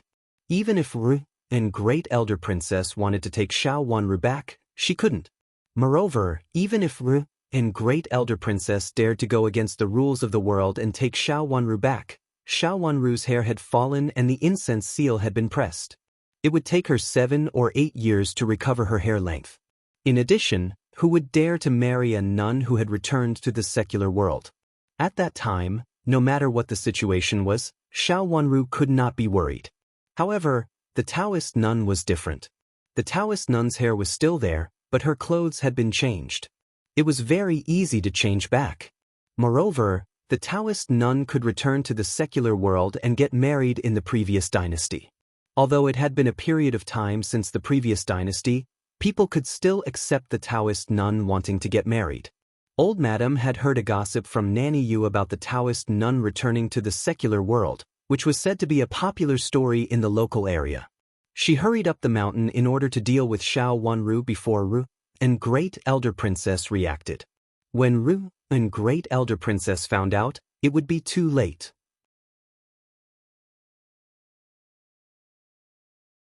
Chapter 542. Seeing Old Madam's sullen face, Taoist priest Xiushui knew that Old Madam was very unhappy. She smiled slightly and said, "Old Madam, don't worry. Didn't I say that she wouldn't shave her head? You can put her in my Baiyun Taoist temple first. After I find an auspicious day to shave her head and then have an incense stick applied to her eyes. The effect will be much better than today's hasty shave." Old Madam didn't say anything and just glanced at Taoist priest Xiushui. Taoist priest Xiushui immediately understood that Old Madam was afraid that and Great Elder Princess would rush up the mountain after getting the news and take her away. She immediately comforted Old Madam with a smile. "Old Madam, you just come up the mountain today to have a look. I'll take her away along with several maids and others don't know it. Even if the officials of the Ministry of Justice know it, they will only think that the fifth miss has gone to practice Taoism with me. After a few days, I'll shave her hair officially and report it to and Great Elder Princess." Taoist priest Xiushui said with a smile and involuntarily looked at Xiao Wanru. Such a beautiful girl who could only appear in paintings, was very like the beautiful as jade mentioned in books, and it was a pity to shave her black hair. She was a little reluctant to shave her hair. He had to have some fun with it before he could get rid of her beautiful hair. Old Madam thought for a while and finally nodded. She was in a hurry to go up the mountain today and would go down later. In such a short time, and Great Elder Princess would definitely not know that she had secretly taken Xiao Wanru away. As for the others in the Yuhui nunnery, her eldest granddaughter had always been capable, so she could appease them. None of the nuns in the temple dared to tell Ru and Great Elder Princess. However, she could afford to wait for a few days. Okay, as you said, Taoist priest, please take care of her in the future. Old Madam nodded and agreed, thinking that it was okay. Xiao Wanru sneered beside her. The two of them were talking about how to deal with her in front of her, but they didn't ask her, the person involved. How disgusting! Taoist priest Xiushui's eyes involuntarily glanced over again. When he met a pair of cold and gloomy eyes, he couldn't help but shiver in his heart. This fifth miss was beautiful, but her eyes were too cold. Only a glance from her eyes could make people feel that their whole body was frozen. Next time when we have sex, I must cover her eyes. At that time, it will be more interesting. Thinking of this, Madame Dowager's whole body softened and she couldn't wait to take this charming little beauty away immediately. Looking at old Madame's face, she couldn't stay any longer. With such a beautiful little beauty, she had not lived in vain in this life. As for shaving her head, she would not do it. The little beauty's hair was so beautiful, and it would be a pity to shave her head. Moreover, she had to press on a few eyeballs. That was really unreasonable. She wanted to hide the little beauty and casually report that she had died of illness. Anyway, it was old Madame of Duke Xing's mansion who made trouble, so whatever happened in the future had nothing to do with her. With her good reputation, she didn't believe that she could be involved in this matter. As soon as old Madame agreed, the two female servants rushed over to catch Xiao Wanru.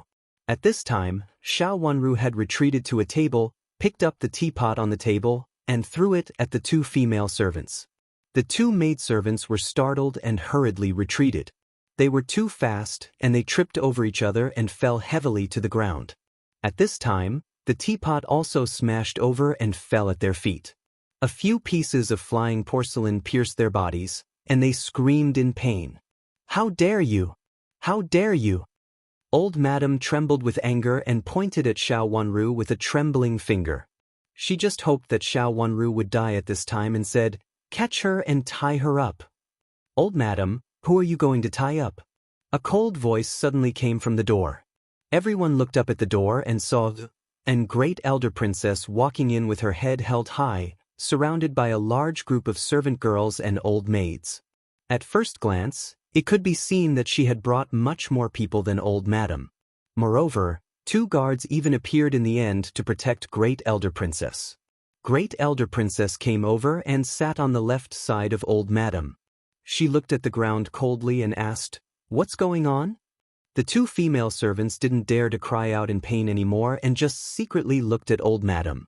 Yujia suddenly pushed away the four female servants who held her, rushed to and Great Elder Princess and cried loudly, "Great Elder Princess, please save my Mississippi." Old Madame came up to the mountain today and without hesitation, she wanted to shave my Miss's hair, press her eyelids, and make my Miss become a nun.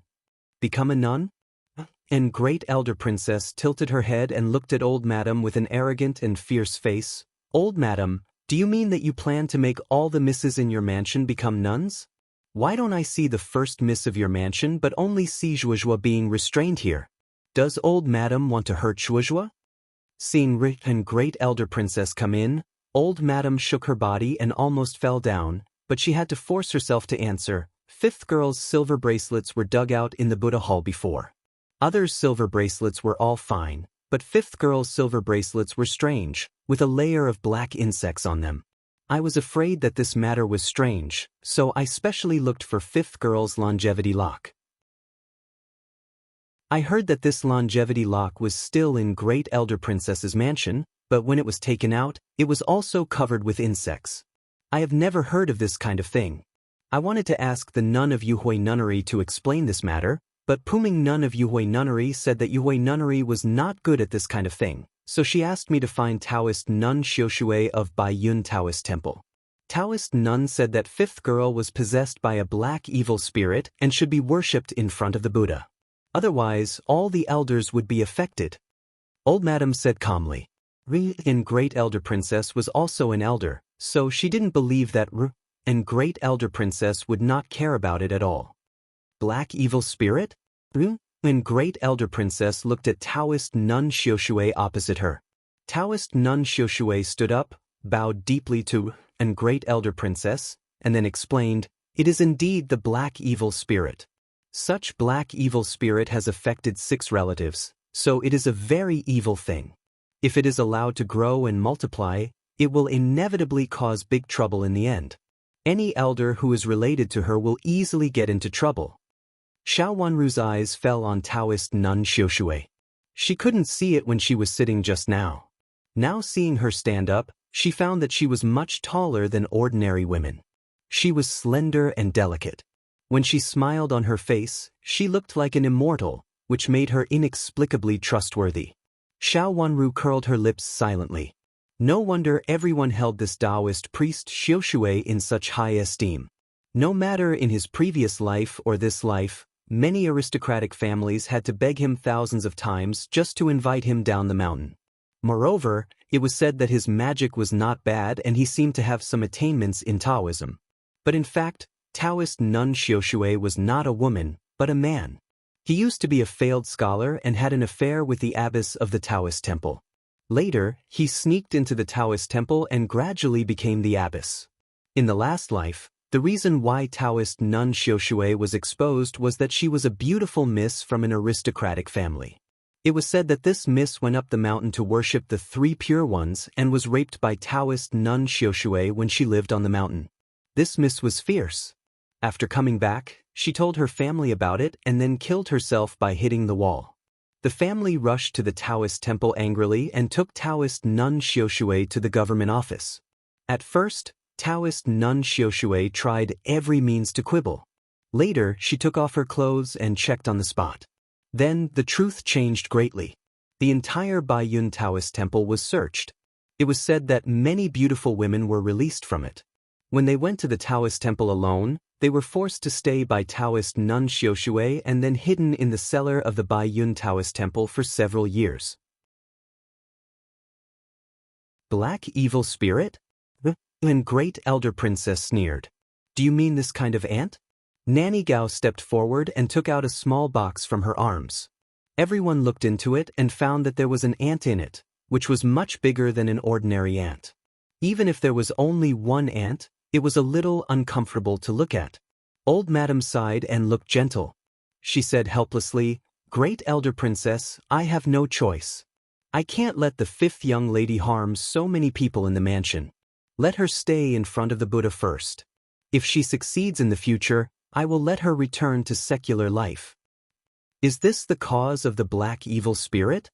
Great Elder Princess ignored Old Madam, who was putting on airs, and looked at Taoist priest Xiushui. "It's true. I've calculated with my fingers. If I don't get rid of the black evil spirit, not to mention Duke Xing's mansion, even Great Elder Princess and the younger brother of the 5th miss will probably..." Taoist priest Xiushui said with a compassionate look on his face. He really looked like a master who had achieved the Tao and was very noble and pure. Xiao Wanru was furious. She could tolerate Old Madam and the fake Taoist priest saying that she was an evil being with the black evil spirit and could harm her parents, but she would never allow others to curse her maternal grandmother and younger brother. In the last life, her maternal grandmother and younger brother did not end well. In this life, she would never allow them to do that. She touched a cup beside her hand, picked it up, and smashed it hard at Taoist priest Xiushui with a bloodthirsty look in her fierce eyes. No one expected that she would suddenly make a move. Taoist priest Xiushui was hit, and there was a trace of water on the cup, which soaked his clothes. The teacup fell to the ground with a crisp sound of breaking. Old Madam's face turned blue, then green, and finally white. She glared at Xiao Wanru, seeming to hate her to the core. Xiao Wanru raised her head slightly, which was a little similar to Great Elder Princess's. Seeing this, Old Madam became more and more angry. At this moment, she had no time to care about Ru and Great Elder Princess. She picked up the teacup beside her and was about to smash it at Xiao Wanru, while scolding, "You evil creature, you are indeed possessed by an evil being. How dare you smash a Taoist priest? Do you look like a lady from a noble family?" As she said, she was about to smash the teacup with trembling hands. Chapter 543. Old Madam didn't expect that Ru and Great Elder Princess would suddenly make things difficult for her. After being startled, she also became furious. And Great Elder Princess really thought that she could ignore everything. No matter what, she was a first-class madam of Duke's mansion. What do you mean, Great Elder Princess? With her face darkening, she pounded the table and stood up. Come and catch this evil Taoist priest. The people of the Ministry of Justice happen to be here. Send him to the Ministry of Justice for interrogation. Great Elder Princess ignored Old Madam and said sternly. 2 guards came over to grab Taoist priest Xiushui and were about to drag him down. Taoist priest Xiushui panicked and loudly asked Old Madam for help. No one expected that Great Elder Princess would be so overbearing and act so rudely. Old Madam trembled with anger, reached out and pointed at the door. Stop him. I want to see who dares to be so presumptuous today. A Taoist priest dares to attack him. Great Elder Princess is so domineering. Several rough female servants of Duke Xing's mansion hurriedly went forward to block the door. 2 guards pulled Taoist priest Xiushui to the door. Seeing the people blocking the door tightly, they didn't dare to do anything and looked back at Great Elder Princess. Old Madam thinks so highly of an evil Taoist priest who deceives the public? Can Old Madam guarantee that he is innocent? Great Elder Princess sneered and squinted at Old Madam with great contempt.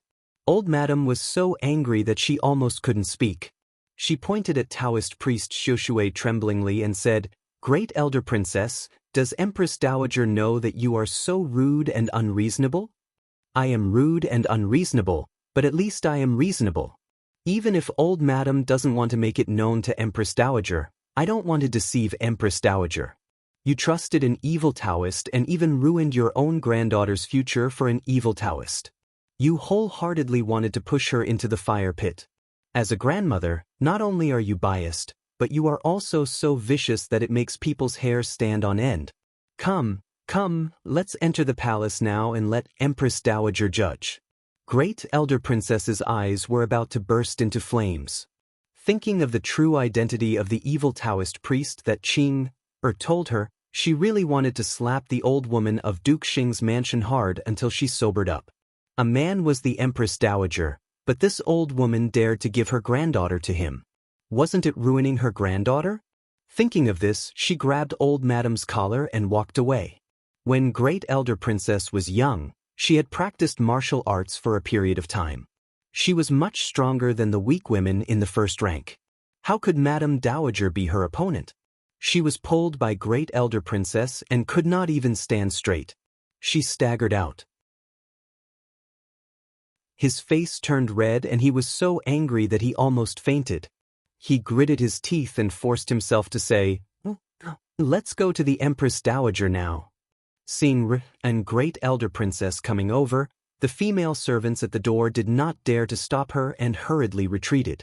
Their old madam was suppressed by and Great Elder Princess and seemed to be at a disadvantage. If the servants were not sensible, they might even lose their lives in the end. And Great Elder Princess went out first and ordered the guard, Send this man to the Ministry of Justice and let them interrogate him.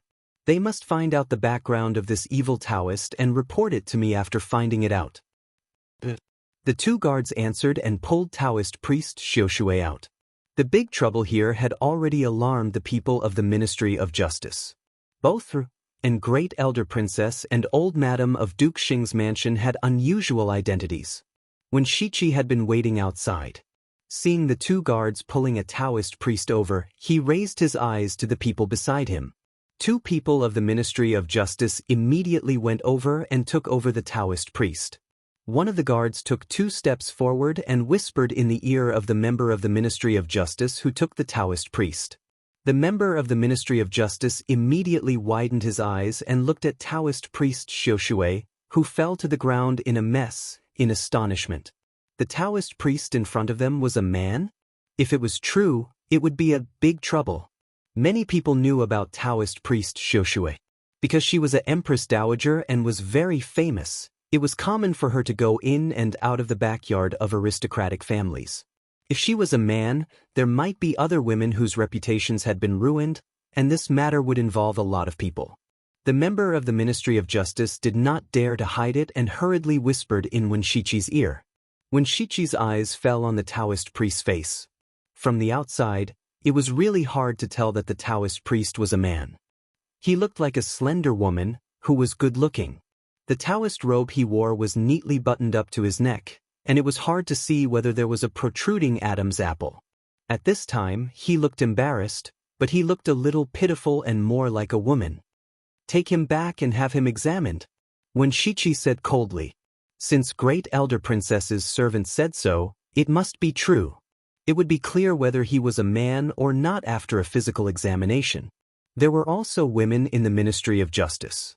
This time, because there were nuns in the Yuhui nunnery and even pilgrims were basically women, the Ministry of Justice also brought some women here, which happened to be useful for the physical examination. The member of the Ministry of Justice got the order and took the Taoist priest away. Taoist Xiaoshui still wanted to ask old madam for help, but Wenshichi had impatiently asked someone to gag his mouth. On this side, Ru and Great Elder Princess and Old Madam had gone out angrily, and Ru and Great Elder Princess also let go of Old Madam's collar. After all, both of them were of high status. Just now, they fought in anger. At this time, in front of so many people outside, it was inconvenient to push them away. The two of them got into their respective carriages and went down the mountain angrily with a group of people from their mansions, ready to go to the Imperial Palace to ask the Empress Dowager for justice. After the two of them took the people away, it suddenly became quiet. Xiao Wanru looked at the messy room and sneered. Old Madam thought that she was right, but she did not know that only the fact that Xiaoshui was not a woman was enough to prove that what she had said before was false. Mississippi, Yu Jie and Chu Lu came over with lingering fear on their faces, one on each side. The two servant girls were also frightened by the scene just now. No one had expected that Ru and Great Elder Princess would reach out and directly drag them away, but it really vented their anger. "Let's go." Xiao Wanru comforted them with a smile and said softly. She was the cause of this matter, but now it seemed that she, the cause, had been forgotten. This matter could not be settled today, and she had to wait for the news from her grandmother tomorrow. "Miss, Old Madam has gone too far. She wants to punish you without saying anything. She really doesn't treat you as her own granddaughter." Yu Jie came to herself at this time and stretched out her foot to kick away the razor on the ground in front of her. "She wants you to become a nun and follow this evil Taoist priest." But, because of anger, Yu Jie ignored the identity of Old Madam at this time and said with hatred, "She doesn't treat me as her granddaughter. I'm just a stranger who doesn't like her. Since she doesn't like me, why should I?" Xiao Wanru's eyes also fell on the razor on the ground. She slightly raised her pink cherry lips with a gentle but indifferent smile, as if she was talking about someone else's business. Wenshichi, who was standing at the door, seemed to be struck by something in his heart.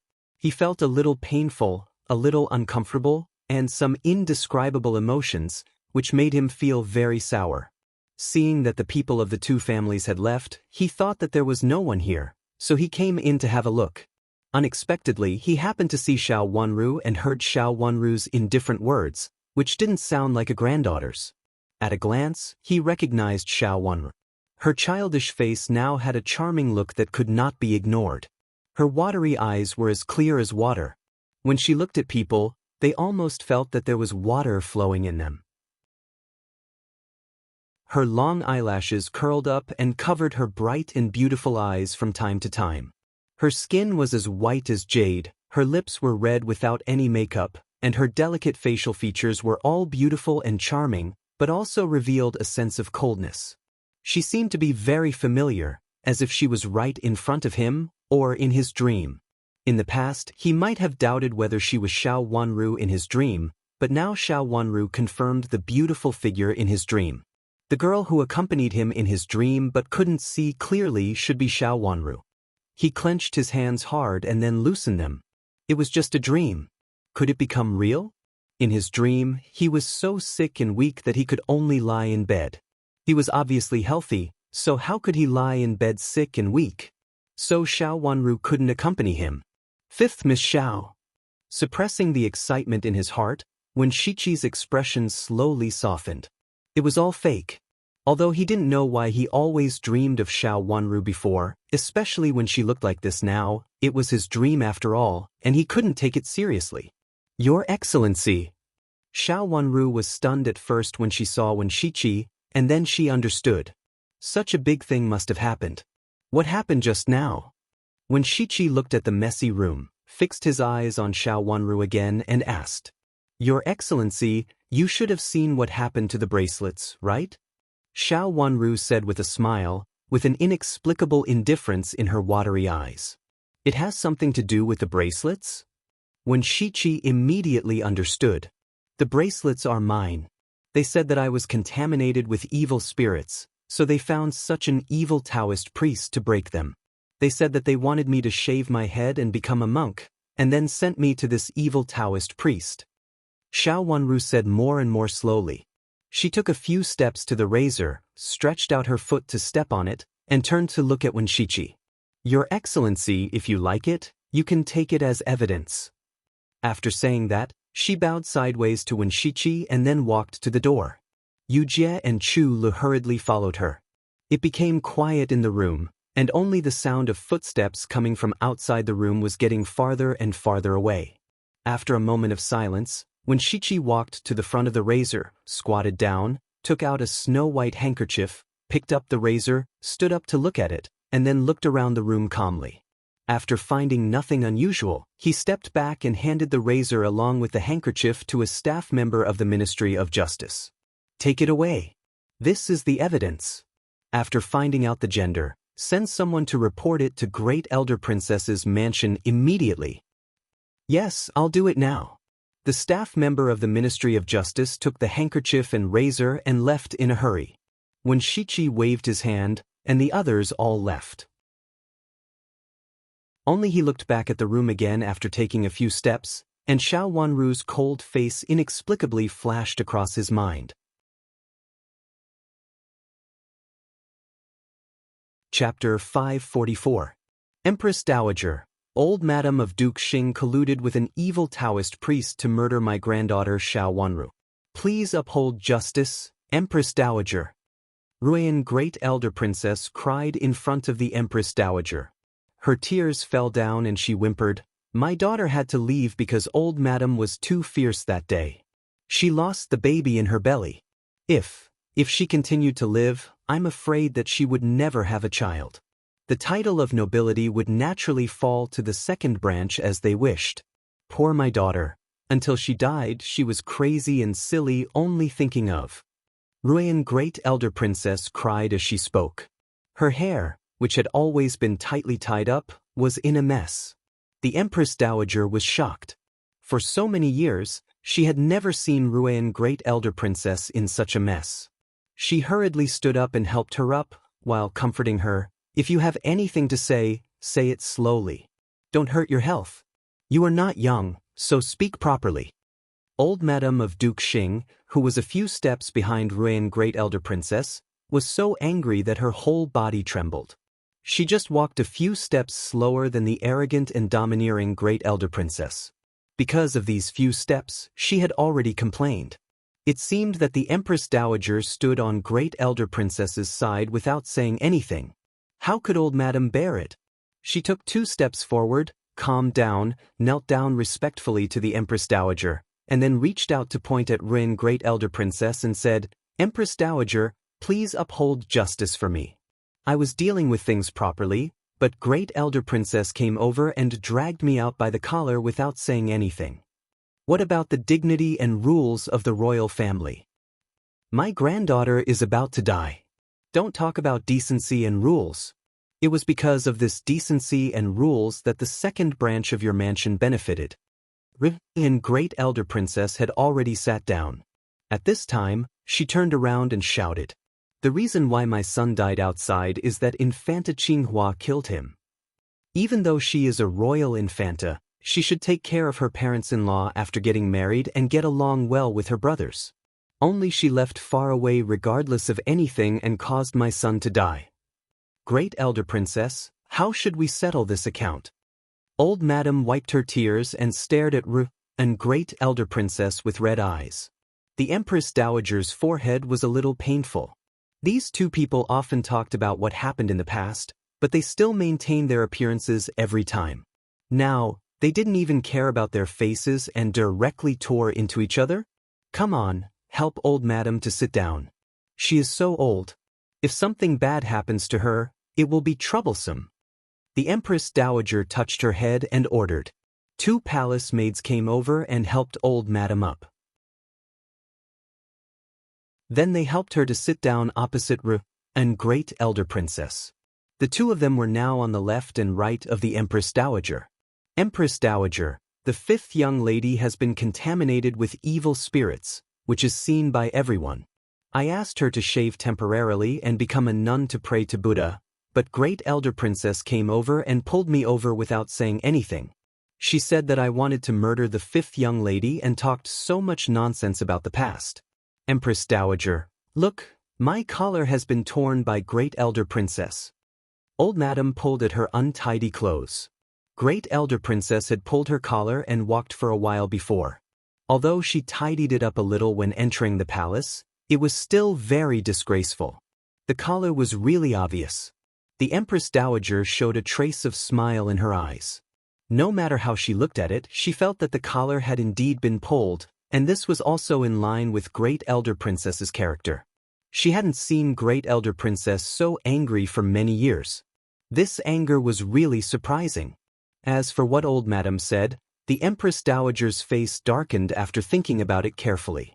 Wasn't the 5th young lady of Duke Xing's mansion the one who was engaged to her Chen? Are you going to shave the 5th miss of your mansion? Whose idea is this? The Empress Dowager was unhappy. Empress Dowager, it's not a real shave, but a temporary one. She has been contaminated with evil spirits, which is not suitable for housekeeping and may harm the 6 relatives. I have no choice but to come up with this idea. Old Madam wiped her tears with a handkerchief. She knew that she could no longer argue with the Great Elder Princess at this time. It's only a temporary one. Do you need to shave all your hair at once? There is a razor to prove it. Let's not talk about this for the time being. My granddaughter is a good person. After you colluded with an evil Taoist and deceived the public with evil words, you plan to harm her. Why don't you harm your pampered granddaughter? And Great Elder Princess wiped her tears and said aggressively, You really don't know what you are talking about. Old Madam was also annoyed. The 1st young lady has nothing to do with this. Great Elder Princess, you need to be polite. Does Zhuozhua have something to do with this? You can't tolerate her. You couldn't tolerate her mother in the past, and now you can't tolerate her daughter. If you really don't like her, just give her back to me. Otherwise, she will be harmed by others to become a nun before living in your Duke Xing's mansion. Moreover, she has to have her eyes burned. If a woman's eyes burned, even if she returns to the secular life in the future, what will others think of her? And Great Elder Princess scolded loudly. The Empress Dowager's face darkened. Now she basically understood everything. She put the teacup in her hand heavily on the table, making a crisp sound. Old Madam, who was about to refute, was shocked and involuntarily looked at the Empress Dowager. She saw that the Empress Dowager, who had always been calm, became cold. Old Madam, are you going to make the 5th miss of your mansion become a nun? The Empress Dowager said. Although her voice sounded soft, it was sharp. Since he is the bloodline of Great Elder Princess, since she is the descendant of Great Elder Princess, your Duke Xing's mansion can't deal with the 5th miss at will. Does it mean that the royal bloodline is equal to other misses in your mansion? Her words were sharp, almost not like what the gentle Empress Dowager said in the past. Old Madam immediately knew that the Empress Dowager was angry. She knelt down with a plop and said hurriedly, I didn't mean that. It's just that the 5th miss of Duke Xing's mansion will be possessed by the evil spirit. I have no choice but to do so. The 5th miss of Duke Xing's mansion? You mean this? And great elder princess sneered and waved to Nanny Gao standing aside. Nanny Gao stepped forward and presented a box. What is it?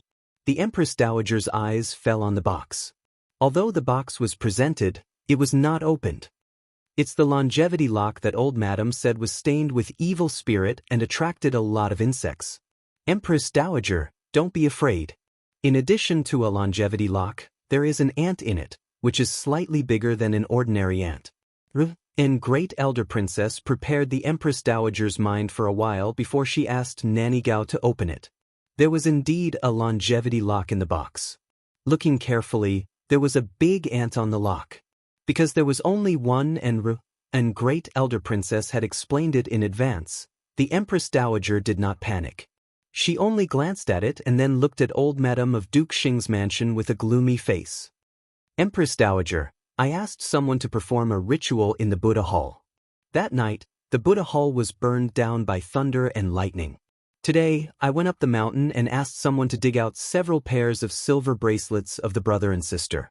After digging out the bracelets, only the silver bracelets of the fifth girl were covered with these disgusting ants, which were bigger than ordinary ants. The first girl and the fifth girl went to ask Puming Nun of the Yuhui Nunnery. Puming Nun said that she would ask Taoist priest Xiaoshui of the Baiyun Taoist temple for this matter. With Puming Nun's message, I went to ask Taoist priest Xiaoshui. Taoist priest Xiaoshui was afraid that there would be a mistake, so she wanted to find another piece of jewelry of the fifth girl. I thought of the longevity lock that was given to the fifth girl before, so I asked someone to ask the fifth girl for it. The fifth girl said that it was in great elder princess's mansion, so I asked the servants in the mansion to get it together. Unexpectedly, when they got it, it was covered with ants again. Empress Dowager, what should I do? I don't want to do that, but the lives of all the people in the mansion. Old madam cried loudly and knelt on the ground. While crying, she told the cause and effect of the matter, including the matter that great elder princess grabbed her collar rudely. Empress Dowager, don't listen to her nonsense. She said that there is evil qi on it. You can ask the imperial physician to check it. There is no other evil qi on it at all. It must have been smeared with honey, and it is the most fragrant osmanthus honey. If it doesn't attract ants, how can it attract ants? After old madam finished speaking, and great elder princess sneered and said, she reached out to take the box in Nanny Gao's hand, closed it, and gave it to the palace servant beside the Empress Dowager. What? It was smeared with honey? The Empress Dowager's face turned cold. Her gentleness did not mean that she was really kind. Since she could sit in the position of the top person in the harem in this palace, how could she be simple? Come on, ask the imperial physician to check it. The palace servant left with the box. What? There is honey? Old madam stammered and raised her head. Her face was pale with shock. Old madam, don't you know? And great elder princess raised the corner of her mouth sarcastically. How could I know that the longevity lock is in your hands? Old madam argued angrily. Who knows? Even the bracelets buried under the main hall can be smeared with honey. What else can't they do? And great elder princess sneered and stared at old madam of Duke Xing's mansion with burning eyes. She did not believe that this old woman really knew nothing about it. Thinking that she used to pretend to be a decent person in front of her, but wanted to push her granddaughter to the worst situation, and great elder princess even wanted to eat her alive. How could I know? It was reported to me by the servants, and then it was Taoist priest Xiaoshui who told me. Old madam stammered and slowly became fluent. Old madam, please get up. The Empress Dowager ordered in a cold voice, and the palace servant hurriedly helped her up. Old madam sat down and squeezed the handkerchief in her hand tightly. Her face was very pale, and she tightly pursed her lips. Looking at the door of the main hall, her eyes narrowed. The palace servant holding the box in the main hall had come back. The Empress Dowager had grown up, and there had been imperial physicians on duty in her side hall all the time, so she could check it without going to the Imperial Institute of Medicine.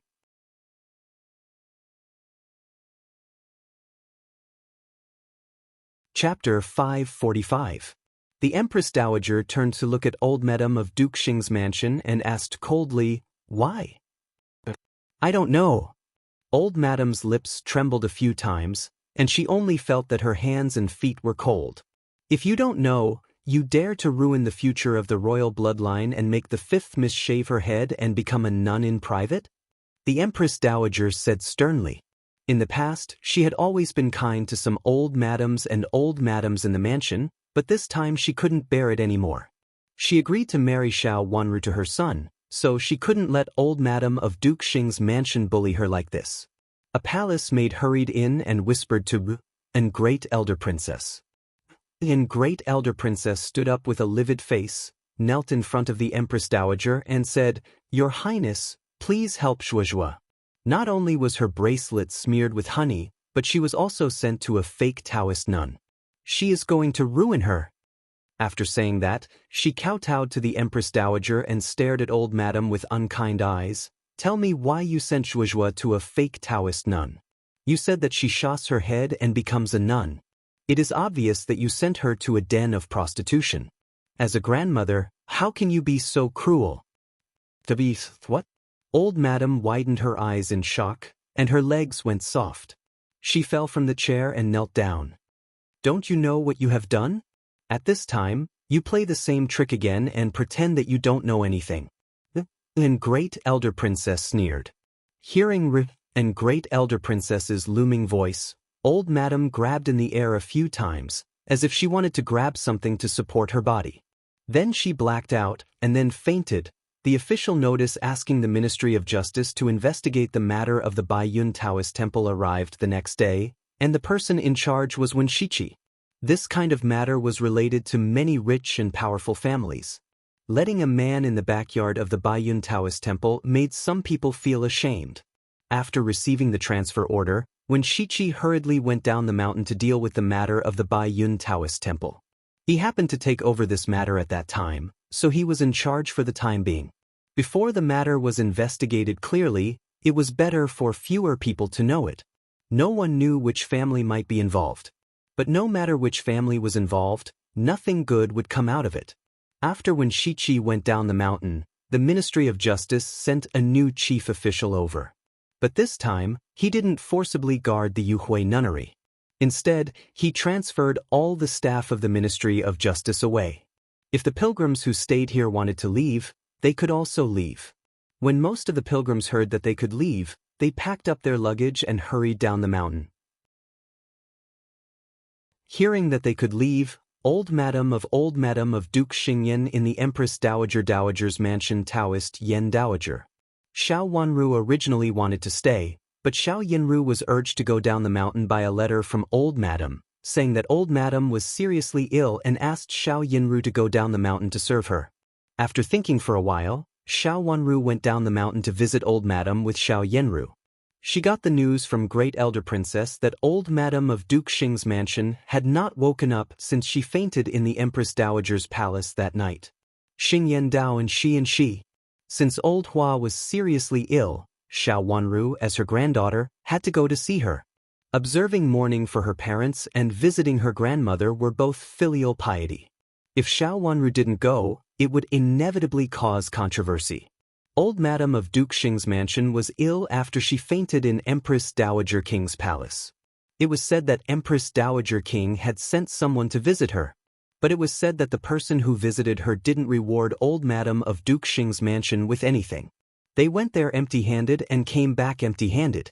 Another rumor said that old madam of Duke Xing's mansion framed the fifth miss of Duke Xing's mansion, saying that she smeared honey on her jewelry and was possessed by evil spirits. She wanted the fifth miss to become a nun. The emperor was furious because of this in the palace and found an excuse to beat Duke Xing recently. Duke Xing was also recuperating in the mansion. All kinds of news about Duke Xing's mansion came out one after another. It was not certain whether the first one was true or not, but it was absolutely true that Duke Xing had been beaten. Now he couldn't even attend the court meeting and was indeed recuperating at home. This happened the second day after old madam fainted in the palace. Many aristocratic families were rumored that Duke Xing's mansion had lost the emperor's favor and even Duke Xing had been beaten. It seemed that Duke Xing's mansion was getting worse year by year. Xiao Yinru and Xiao Wanru didn't sit in the same carriage. They each had their own carriage and went down the mountain together. In the carriage, Xiao Yanru's face was as gloomy as water. She stared at a certain part of the curtain with a gloomy face, feeling angry and depressed. What did her grandmother do? She not only failed to take down Xiao Wanru, but also implicated her father, causing him to be punished by the emperor and beaten. It was said that there were fewer people coming and going in the mansion recently. It must be that other families felt that Duke Xing's mansion had lost the emperor's favor and dared not come here. It was supposed to be a sure thing, but it ended up in such a situation. Although she was not directly implicated, it was obvious that she had been affected. If her father really lost the emperor's favor because of this, it would not do her any good and might even affect her marriage. As long as she thought of this, she would be in a bad mood. What did Puming Nun say? Suddenly, she thought of something and asked. When she went down the mountain just now, Puming Nun's disciple came over in a hurry. Because she had already got in the carriage, she asked Shuqi to negotiate with her. Puming Nun returned this to Miss. Shuqi took out a purse from her bosom and handed it over. Shuqi took out a purse from her bosom and handed it over. She returned the banknote. Xiao Yanru glanced at the purse and said with a snort. This was the reward for asking Puming Nun to mention Taoist Nun Xiushui of the Baiyun Taoist Temple. Puming Nun said that she didn't know anything and only mentioned it occasionally. She had met Taoist Nun Xiushui of the Baiyun Taoist Temple before and talked with her a few times. She thought that she was a good Taoist, but now she found that she had been deceived. Shuqi lowered her head and said, "Damn bald donkey, you're timid when something happens." Xiao Yanru said with a sneer. Fortunately, Puming Nun was not stupid, and it was true that she knew Taoist priest Xiushui. It was said that they got to know each other when they went to the foot of the mountain to perform religious rites. After some rich families died, they would invite some monks and Taoist priests to come over. There were monks and Taoist priests among them. After performing a few religious rites together, they could be regarded as acquaintances. In this way, they could not find anything. As for the acquaintance of Puming Nun and Taoist priest Xiushui, it was Pushun Nun who mentioned it to Xiao Yanru. "First, miss, what should we do now?" Shuqi asked uneasily. "Just put it away. She can't say anything bad about it. This is my gift to her, and I gave it to her in the name of my grandma." Xiao Yanru said disdainfully. Puming Nun didn't seem to be stupid. If this matter was exposed, it would be difficult for her to get out of it. At this moment, she only said that she knew Taoist priest Xiushui and introduced him based on her feelings. Even if something happened, she couldn't be blamed. No one in the capital city had seen through Taoist priest Xiushui. "After we go down the mountain, ask Xiao Wanru to go to Great Elder Princess's mansion first." Xiao Yanru gave an order. She still owed an explanation for the matter of the Baiyun Taoist Temple. If she explained it late, it would hurt their relationship. This matter was much more important than old Madame's illness, so she had to give an explanation first. Of course, she couldn't let Xiao Wanru know about it, so she had to send her away. "First, miss, what should I do?" Shuqi asked uneasily. Xiao Yanru lowered her head and thought for a while. Then she raised the corner of her mouth coldly and said, "After we go down the mountain, let the carriage stop by the roadside and rest." "Yes, miss." Shuqi put away the purse, pulled up the curtain of the carriage, and gave an order to the coachman outside. All the way down the mountain, Xiao Yanru's carriage stopped first, and then Xiao Wanru's carriage, which followed it, also stopped. After the carriage stopped, Xiao Yanru got into her carriage with the help of Shuqi and said, "Go and ask the fifth miss to come down and have a rest." Shuqi walked to the front of the carriage behind and said to Xiao Wanru, who was in the carriage, "Fifth miss, the first miss asks you to come out and have a rest. You must be tired all the way." In the carriage, Yujia looked at Xiao Wanru. Xiao Wanru opened her eyes slightly and nodded silently. Yujia picked up the curtain hat at hand, put it on for Xiao Wanru, and then helped her get out of the carriage. Xiao Yanru had been waiting by the roadside. Seeing Xiao Wanru come down with the curtain hat on, she smiled and waved to her. There was a shade of trees over there. Xiao Wanru walked over. "Fifth sister, we just need to have a rest for a while. You don't need to wear the curtain hat," Xiao Yanru said with a kind smile. Xiao Wanru looked at her face through the veil and found that she was really kind and seemed to be in a good mood. It was really amazing that she could be in a good mood at this time. I took it off and put it on, Xiao Wanru said with a smile and said lightly. Fifth sister, go to Great Elder Princess's mansion to greet her when you go down the mountain later. Xiao Yanru said softly with the smile on her face fading and seeming to be a little embarrassed. My mother sent someone to send the news about what happened before. No one expected that. The Taoist priest of the Baiyun Taoist temple was. Xiao Yanru couldn't go on for a moment and lowered her head. As an unmarried girl, she really couldn't go on talking about this kind of thing. Thinking about the dirty things in it, she felt that even if she talked about it, it would be extremely dirty. Big sister, who do you think put honey on my bracelets and longevity lock? Xiao Wanru didn't hide that she already knew about it. I remember that these two things were sent from the mansion, and I have never worn them. I don't know. Maybe it was done by a servant. I believe that Grandma will definitely give you an explanation. Even if you are not raised by Grandma, you are still a blood relative, so she won't let you suffer any loss. But Grandma feels that she owes Great Elder Princess a lot. You should go to greet Great Elder Princess first. She meant that Xiao Wanru should go to Great Elder Princess's mansion to deal with it. Okay, I'll go to see Grandma first. I hope you can explain more about Grandma, lest Grandma reprimands me again. Xiao Wanru said meaningfully. Of course. Xiao Yanru nodded repeatedly.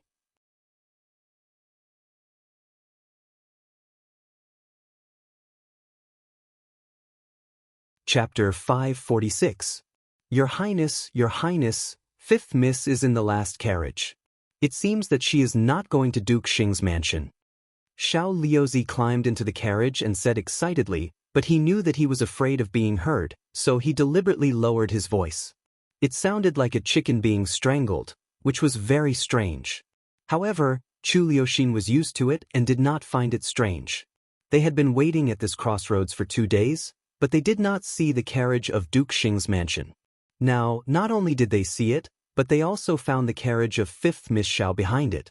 Our luck isn't bad. Keep up. Chu Liuxin nodded proudly. Fortunately, he was smart enough to know that old Madam of Duke Xing's mansion was ill. Xiao Wanru, who was on the mountain, would definitely not be able to sit still and would definitely go down the mountain to visit her. The effect of waiting for a hare by a stump was also very good. Look, he found her after only waiting for 2 days. The most important thing was that he not only found Xiao Wanru but also found out which car was Xiao Wanru. He was so lucky to encounter such a coincidence. The carriage turned out from another road at the crossroads, stared at the carriage of Duke Xing's mansion moving forward, and then closely followed Xiao Wanru's carriage. Miss, the carriage behind us seems to be following us. Yujia pointed at the gauze curtain at the back window and said to Xiao Wanru. She had looked at it several times just now and had turned several intersections while following it. Maybe he's also going to Beijing. Xiao Wanru said. The gate of the capital city was not here yet. It was possible that those who came down from the Yuhui nunnery happened to be behind her. Miss, this carriage wasn't there when we went down the mountain. Look at how gorgeous this carriage is. It's obviously not from an ordinary family. If this servant had seen it just now, I would have recognized it. Yujia didn't think so and reminded Xiao Wanru. Let's take a look at the city gate first. Xiao Wanru turned her head and looked at the carriage outside the back window through the screen window. It was neither too fast nor too slow. When her carriage slowed down, it did not overtake the other carriage, as if it had fallen behind her carriage. Xiao Wanru's face involuntarily darkened, and her watery eyes were thoughtful. This carriage was indeed very suspicious, but he didn't know if he was overthinking it or if that was the original intention. Since they hadn't arrived in the capital city yet, she couldn't tell for now, so she could only wait quietly. She said those words to Yujia just now because she was afraid that she would panic and mess up. All the way to the gate of the capital city, there were many people entering the city today. Many people were waiting in line, and they were all ordinary civilians. As an aristocratic family, Duke Xing's mansion certainly didn't have to wait in line. Following Xiao Yanru's carriage forward, she saw Shuqi say something to the soldier guarding the gate, point to the carriage behind her, and then take out an invitation card from her bosom. After reading it, the soldier immediately let them through. The two carriages entered the city gate one after the other. Yujie and the carriage Yujie, and two carriages entered the city gate one after the carriage. Yujie had been paying attention to the situation behind. When she saw a servant come out of the carriage, he also said a few words to the soldier. This time, he didn't even take out the name card. The soldier immediately let him go respectfully, and he was even more respectful to the carriage of Duke Xing's mansion. Xiao Wenru frowned. The owner of the carriage behind her had an unusual identity, but she didn't know what he wanted. Was it because of Xiao Yenru or her, or was it really a coincidence? Xiao Yenru's carriage went in the direction of Duke Xing's mansion at the intersection, while Xiao Wenru's carriage went in another direction. The two carriages separated. Xiao Yenru didn't notice the carriage behind Xiao Wenru. She focused on Xiao Wenru. Seeing that Xiao Wenru didn't follow her, she breathed a sigh of relief. When they arrived at the next intersection, she immediately ordered the carriage to turn in another direction instead of Duke Xing's mansion. After several turns, Shuqi kept staring at the back, for fear that Xiao Wenru's carriage would appear at any time. After staying on the mountain for a period of time, Shuqi didn't dare to underestimate the young 5th Mississippi. Fortunately, Xiao Wenru's carriage didn't appear. Seeing Xiao Wenru's carriage, Shuqi breathed a sigh of relief. Although the 5th Miss was not simple, she was much worse than her master. Except for the fact that her master had set up the affair between the 5th Miss and the first young master of the Qi family, which was a little harmful to her master, the 1st Miss had handled other affairs with ease and wouldn't let others have any evidence against her. For example, the 1st Miss had added fuel to the fire in the affair between Old Madam, but no one could find out that it was the 1st Mississippi. The carriage stopped at the back door of a restaurant. Xiao Yenru put on her curtain hat, helped Shuqi get out of the carriage, and gently knocked on the back door of the restaurant. Someone immediately came to open the door. Seeing Xiao Yenru come in, he hurriedly led her in. After that, he looked around and found that no one was coming, so he hurriedly closed the door. The waiter led Xiao Yenru to the 2nd floor from a dark escalator at the back, and then to the 3rd floor. Then he stopped at the entrance of the escalator on the 3rd floor and said, "First Miss, our master is waiting for you inside." Xiao Yenru nodded and glanced at Shuqi. Shuqi understood her meaning and stopped. She watched Xiao Yenru enter a room upstairs, and the door of the room was closed silently. The room was not big, but it was elegantly decorated, and even the furnishings looked extremely elegant. Chu Liwei was standing on the table in front of the window, painting quietly with a brush in his hand.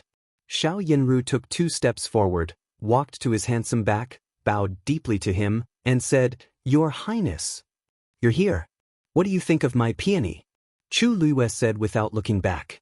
Xiao Yenru took 2 steps forward and walked to Chu Liu's side. Looking at his painting of peonies, she frowned secretly. She didn't like peonies. She always felt that peonies were too colorful in the past and were not an ideal kind of flower. She also liked Tang Qianyan, which was fresh and refined with a kind of otherworldly beauty, just as others had always praised her. But it was Prince Yu in front of her. Of course, she couldn't let him know this kind of preference. "Your Highness, your painting is really good. The peony seems to be alive. It's so beautiful that even my heart is moved. Your Highness, can you give me this peony painting so that I can look at it every day? Even if I can't see you, I can miss you," Xiao Yenru said softly. At this moment, the dignified look on her face was gone, and she looked just like a delicate miss in love. Looking at Chu Liu's handsome face, she smiled sweetly. Her words were explicit, and then her face blushed, which made her look more attractive. "Okay, I'll give it to you after I finish painting it." Chu Liu laughed and seemed to be in a good mood. Xiao Yenru breathed a sigh of relief in her heart. It seemed that it was not that bad. "Thank you, Your Highness." Xiao Yenru bowed sideways and said softly with a smile. She was dressed in a pink dress with a pair of butterflies embroidered on the edge of the delicate light green dress, which looked both smart and beautiful. Her eyes seemed to be full of limpid autumn water, and she looked at Chu Liu with great affection. Even though she didn't say anything, she was already attractive. Such a beauty was dignified and decent outside, and when they met, she was such a beautiful scene. For a man, she was definitely a rare legal wife.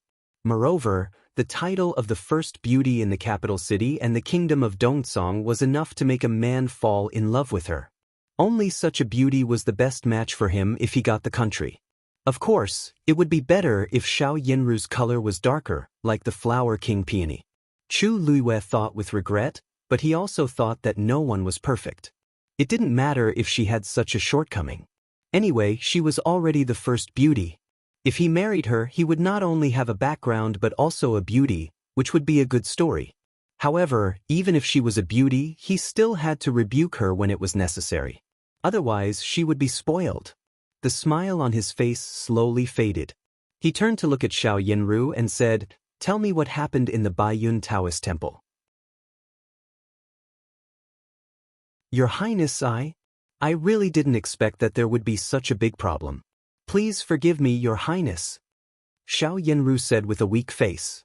She knelt down, and tears immediately welled up in her eyes. She held her slender waist, knelt down, and slightly lowered her head, which made her waist look more slender and attractive. Chu Luiyue put down the writing brush in his hand, sat down in the chair, looked at Xiao Yinru coldly with a little anger, and said, "I told you before that you shouldn't disclose this matter, but you didn't listen to me and asked someone to destroy the Baiyun Taoist temple." Your Highness, it was really an accident. When Grandma asked who could exorcise evil spirits, I mentioned a few people. Taoist priest Xiushui has always been famous. If I didn't mention him, it would seem that I had a guilty conscience. So I just mentioned him among a few people. Unexpectedly, Grandma still chose him. With tears welling up in her eyes, Xiao Yinru looked at Chu Luiyue in horror with a sad and regretful look on her face. Tears fell down one by one, looking very pitiful. "Didn't you specially recommend him?" Chu Luiyue said with a frown. "Of course not. Even if I'm ignorant, I won't ruin your plan, Your Highness. If you are in trouble, what good will it do to me?" Xiao Yinru's sad voice and careful look made Chu Luiyue's face soften a little. He reached out to pull Xiao Yinru, but Xiao Yinru avoided him carefully and said with a red face, "Your Highness, a gentleman doesn't bully a dark room. Even if there is no one at this time, you shouldn't be rude." After saying that, she stood up with the help of the chair beside her. Although her eyes were full of affection, her behavior was not frivolous at all, and she looked like a lady from a noble family. "Well, I won't touch you. When I marry you in the future, you won't refuse me, will you?" Chu Luiyue said with a smile. At this point, he still liked Xiao Yinru very much and thought that she was a girl with self-respect. Even if they were in love with each other now, she would not cross the line. Duke Xing's mansion had a good education. No wonder she had such a good reputation. It turned out that she deserved it. Thinking that this flower-like beauty would eventually fall into his hands, Chu Luiyue felt a little hot in his heart. After a period of time, you can attend the consort selection. This time, you can attend it. I will choose you as my princess. Your Highness, even if I attend the consort selection, we can't be together. The Emperor won't allow you to marry me. Xiao Yinru covered her face and cried. In the past, the princess of the princes usually didn't marry a girl with a strong family background. For example, according to the rank of Duke Xing's mansion and the degree to which Duke Xing was valued, the miss of Duke Xing's mansion didn't seem to be able to stay.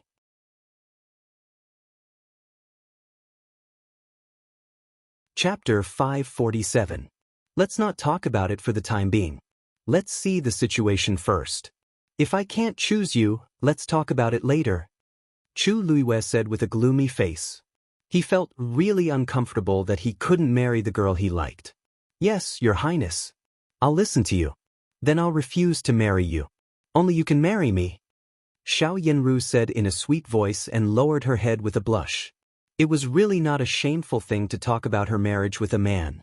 Xiao Yinru's expression and behavior were just right, and she had a good sense of propriety, which was also what she had practiced thousands of times in front of herself in the mirror. "I'm sorry. Don't worry. When I ascend to the throne, the first thing I'll do is to take you into the palace and command the 6 palaces. You're the girl I want to marry most."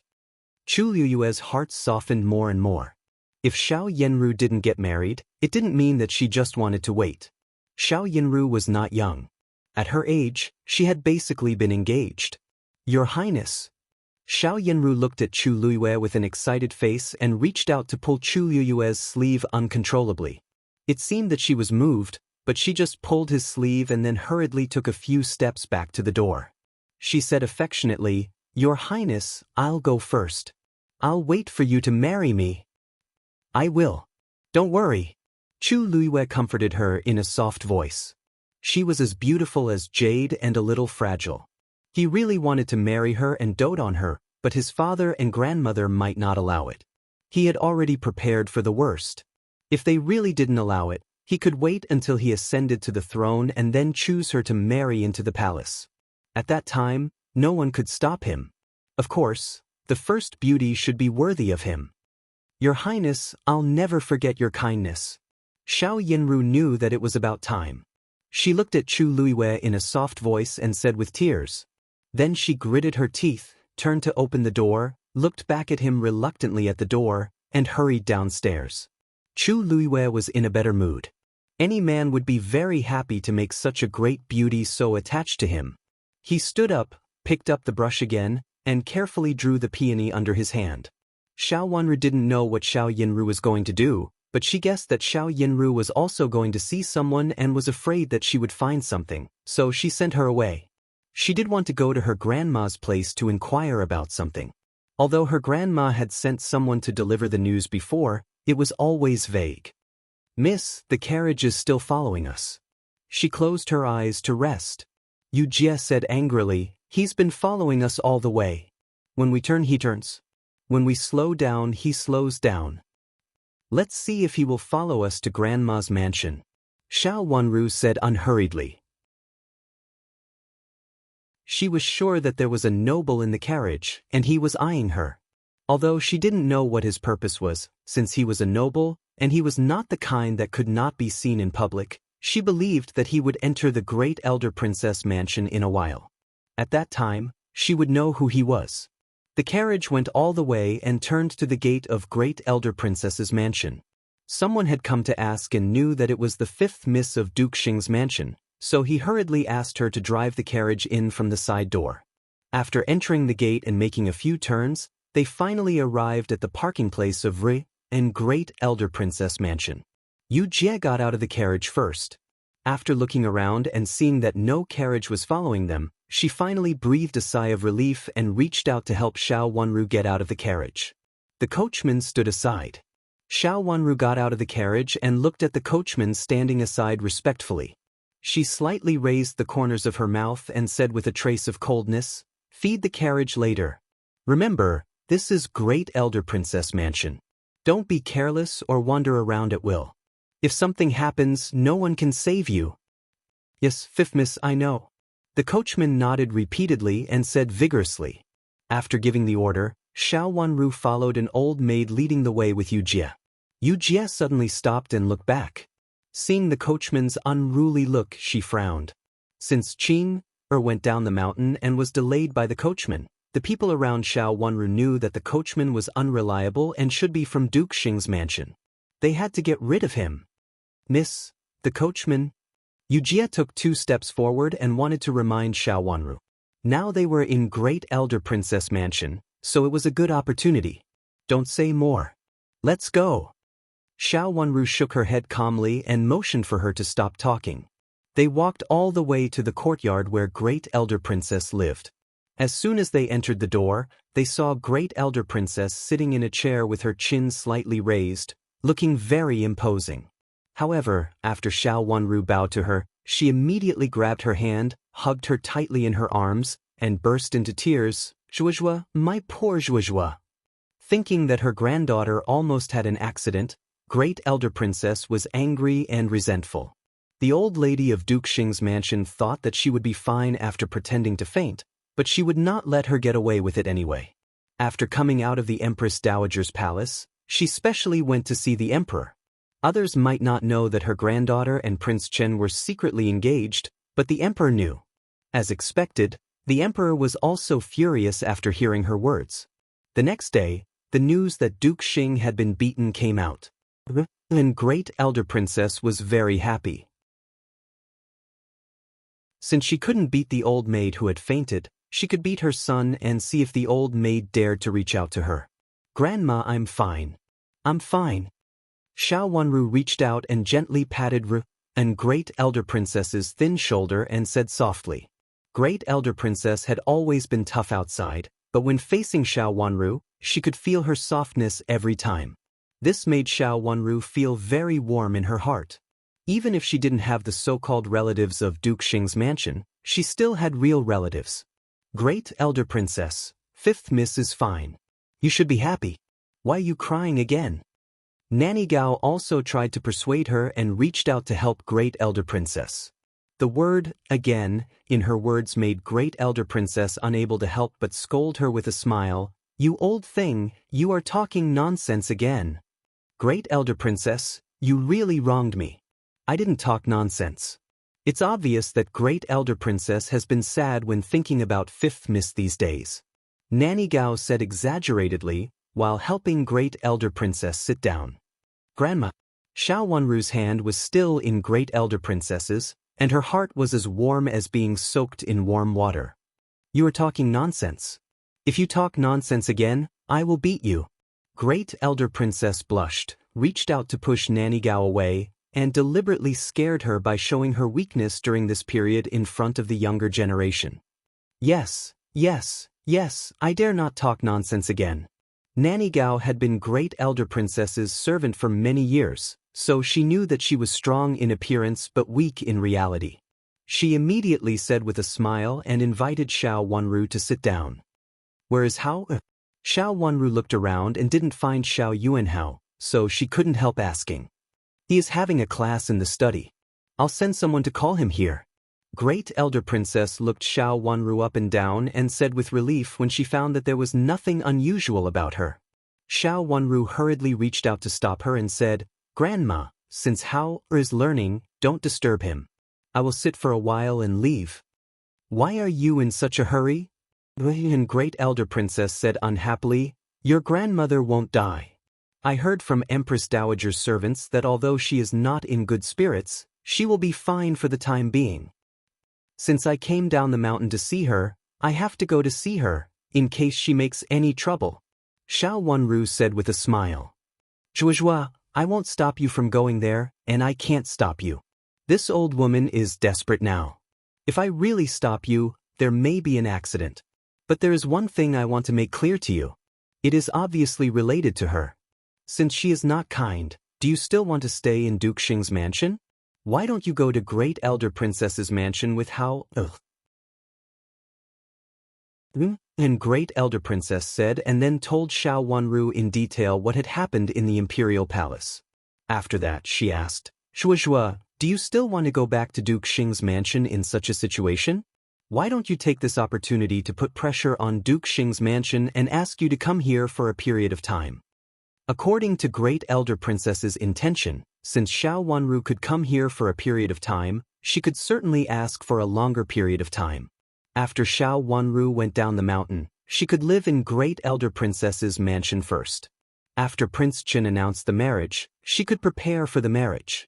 During this period, she could also force Xiao Wanru to stay in Great Elder Princess's mansion. After all, Duke Xing's mansion seemed to be very unkind to Xiao Wanru. This incident could be used as a handle.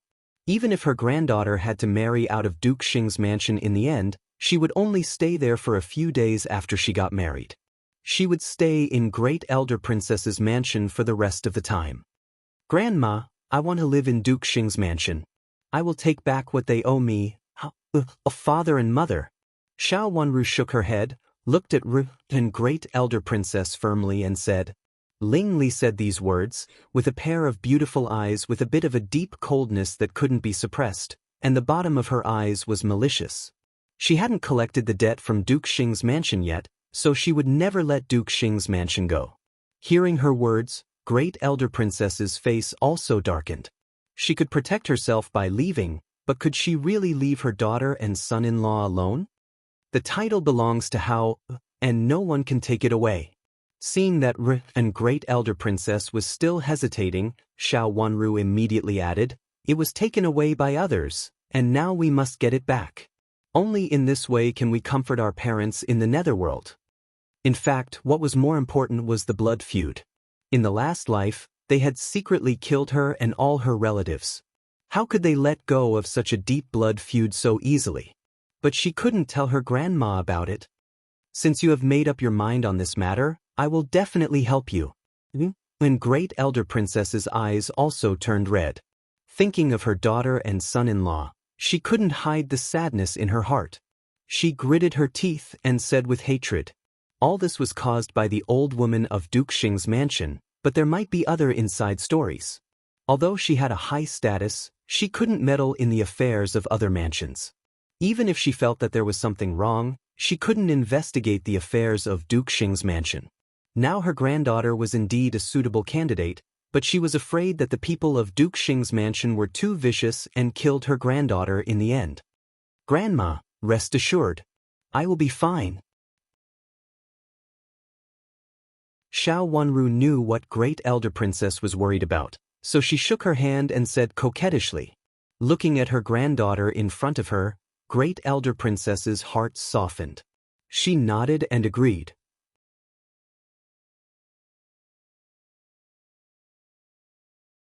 Chapter 548. Okay, what kind of furniture do you like, Zhuozhuo? I can make it for you. And Great Elder Princess was so happy that her granddaughter was so close to her, so she nodded repeatedly. I like everything Grandma cooks. Xiao Wanru said with a smile and reached out to shake Great Elder Princess's hand. The smile in her watery eyes slowly faded away. Duke Xing's mansion definitely hasn't prepared a courtyard for me. Even if they have prepared one, it won't be a good one. Grandma, take this opportunity to ask them to prepare a good courtyard for me. The better the courtyard was, the more distressed Madame of Duke Xing would be. She had already burned a good courtyard. If she took over another one, Madame of Duke Xing would be distressed to death. She wanted to make them distressed. The more distressed she was, the better. After all, she was a junior and had no right to choose a courtyard. But her grandma was different. With her status and what had happened this time, she didn't believe that Duke Xing's mansion wouldn't prepare a good courtyard for her. It was almost time to go down the mountain. She didn't want to choose a courtyard to live in at that time. Since Duke Xing's mansion had taken her in, she must give them the best. When she left, she was very reluctant.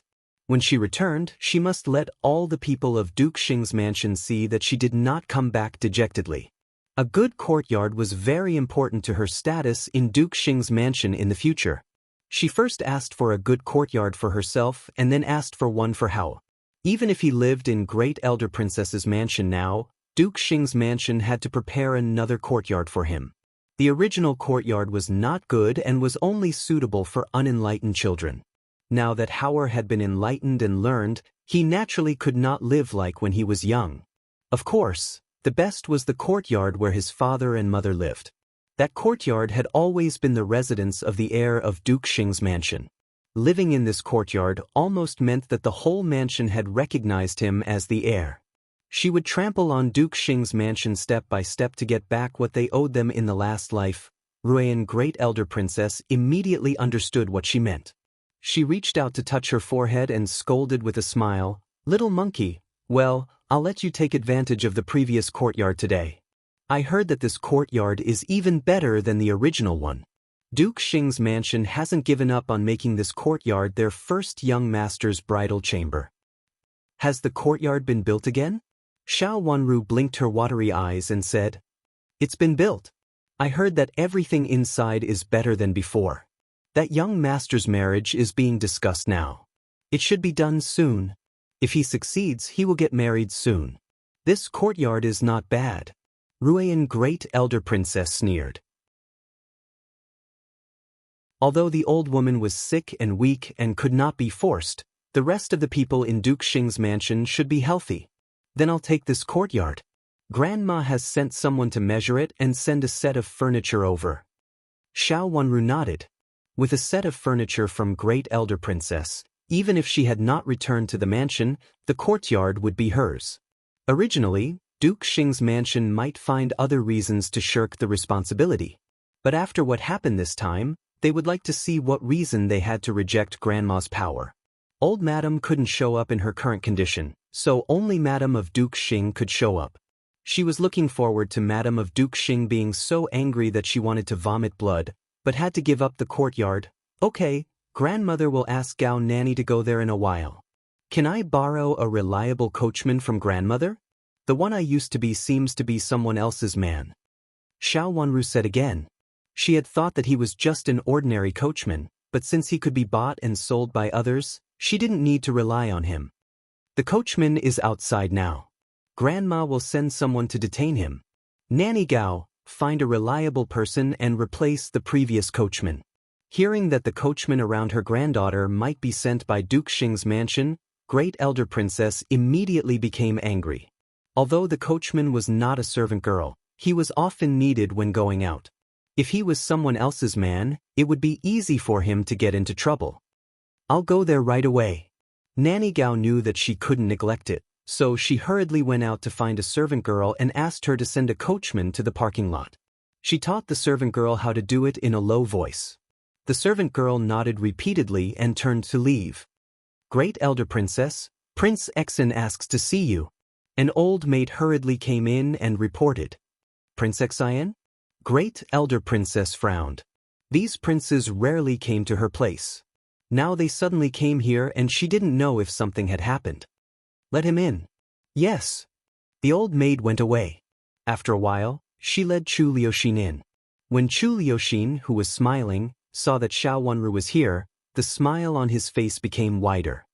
He took 2 steps forward and bowed to Great Elder Princess respectfully. Great Elder Princess invited him to sit down. Xiao Wanru came over to greet him and then also sat down. The servants served tea. Why do you have time to come to see me today? Great Elder Princess looked at Chu Liuxin with a smile and said, I passed by here, so I came to have a look. I didn't expect cousin Wanru to be here. I'm sorry, Chu Liuxin said with a smile.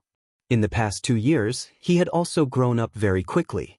He had gotten rid of the image of an unrestrained young man and looked quite elegant.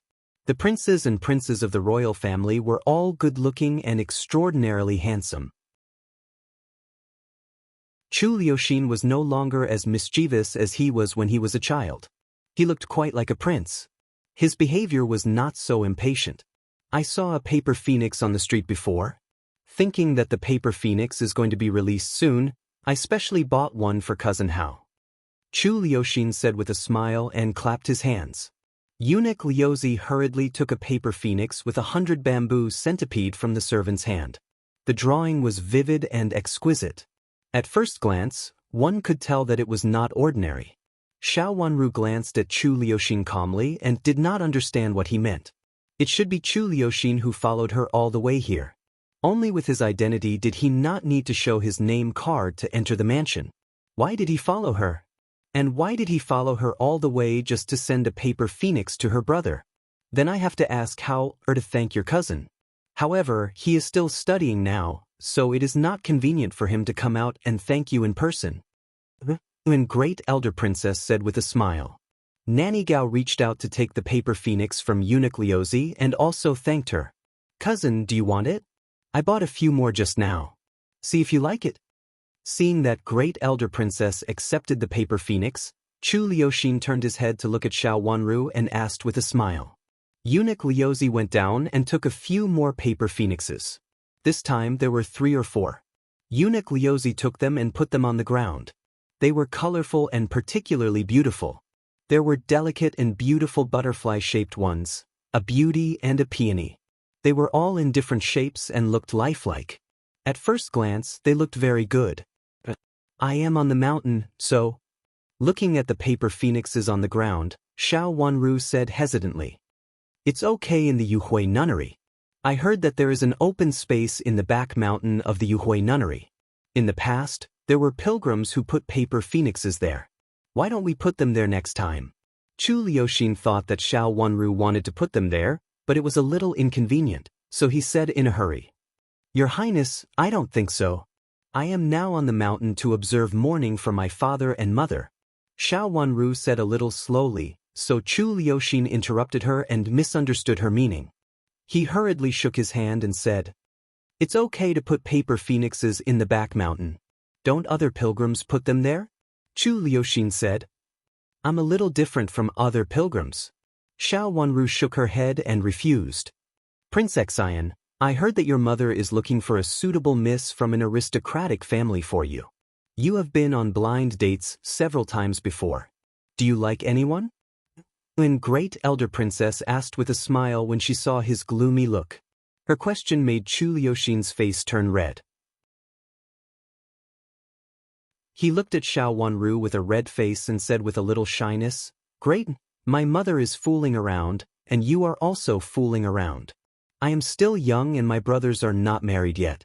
Why should I be in a hurry? I can take my time. I have to choose someone I like. Your words are very reasonable. The Empress Dowager told me that you are not very sensible before. I don't think you are sensible at all. You are obviously sensible. And Great Elder Princess nodded repeatedly and felt very gratified. Of course I have grown up and am no longer a child. Grandma, you always talk about what happened when I was a child. At that time, I was really not sensible. I even offended my cousin when I was a child. Cousin, you won't hold a grudge against me, will you? Chu Liuxin said and turned to Xiao Wanru. Your Highness, don't say that. At that time I was also young. I'm afraid that I made you feel wronged. Xiao Wanru stood up, bowed sideways and said softly. Chu Liuxin waved his hand and said with a smile, I didn't feel wronged at all. I just felt a little strange at first sight. I have never seen a miss from an aristocratic family who climbed over the wall. Climbed over the wall? Great Elder Princess became curious and glanced at her granddaughter with a faint smile.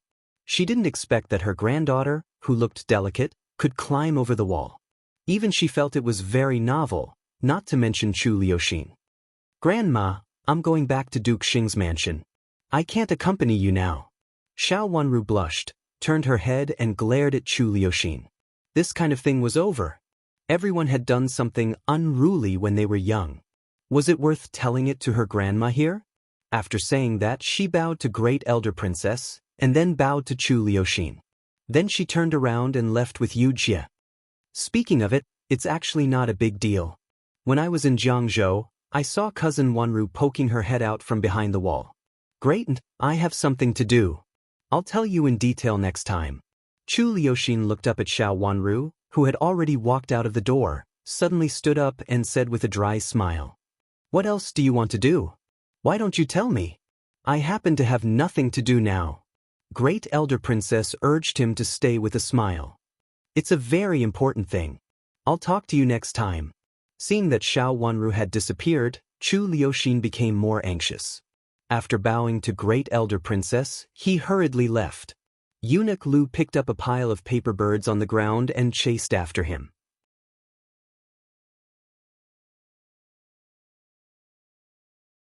Chapter 549.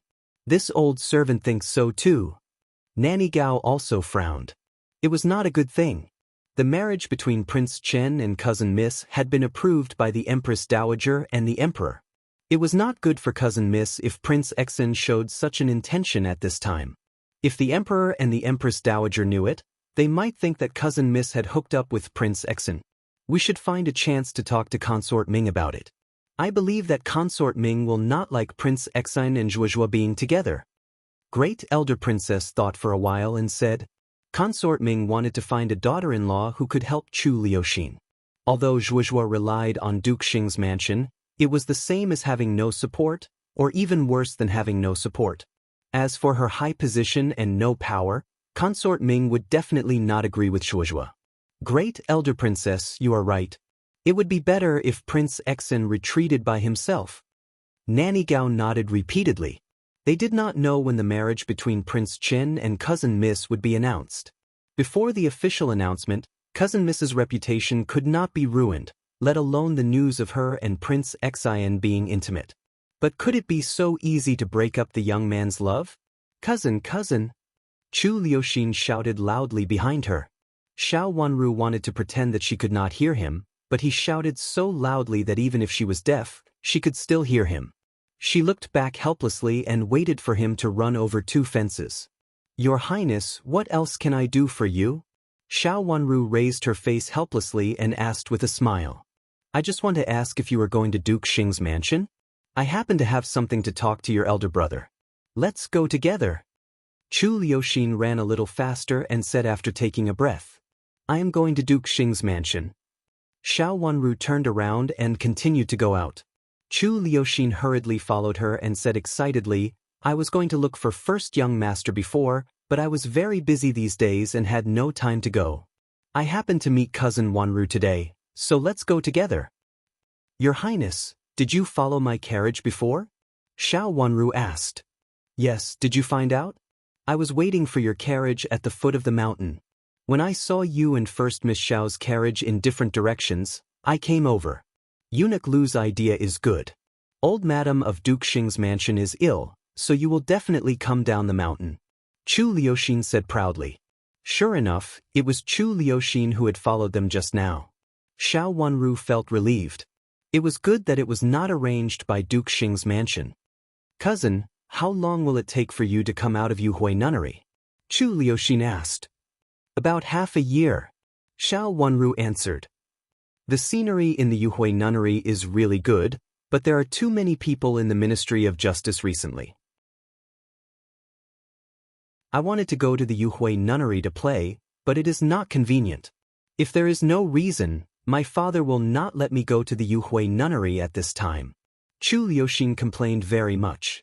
In fact, he had wanted to go to the Yuhui Nunnery a long time ago, but too many things had happened in the Yuhui Nunnery recently. There are few male pilgrims in the Yuhui Nunnery. Xiao Wanru looked at Chu Liuxin, who was still a little jumpy, and said, compared with the other princes, he was the youngest and the most jumpy.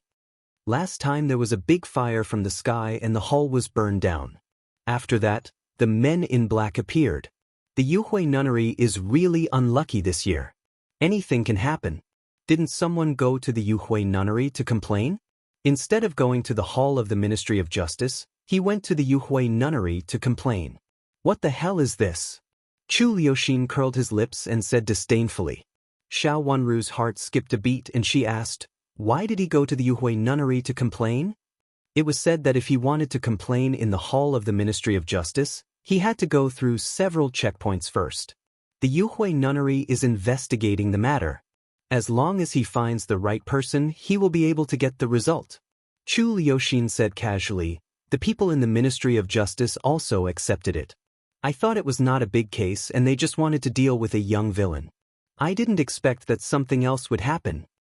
What's the matter? Xiao Wanru kept asking. They came all the way and were almost at the parking place. It's about the posthumous son of the former emperor. It's really funny.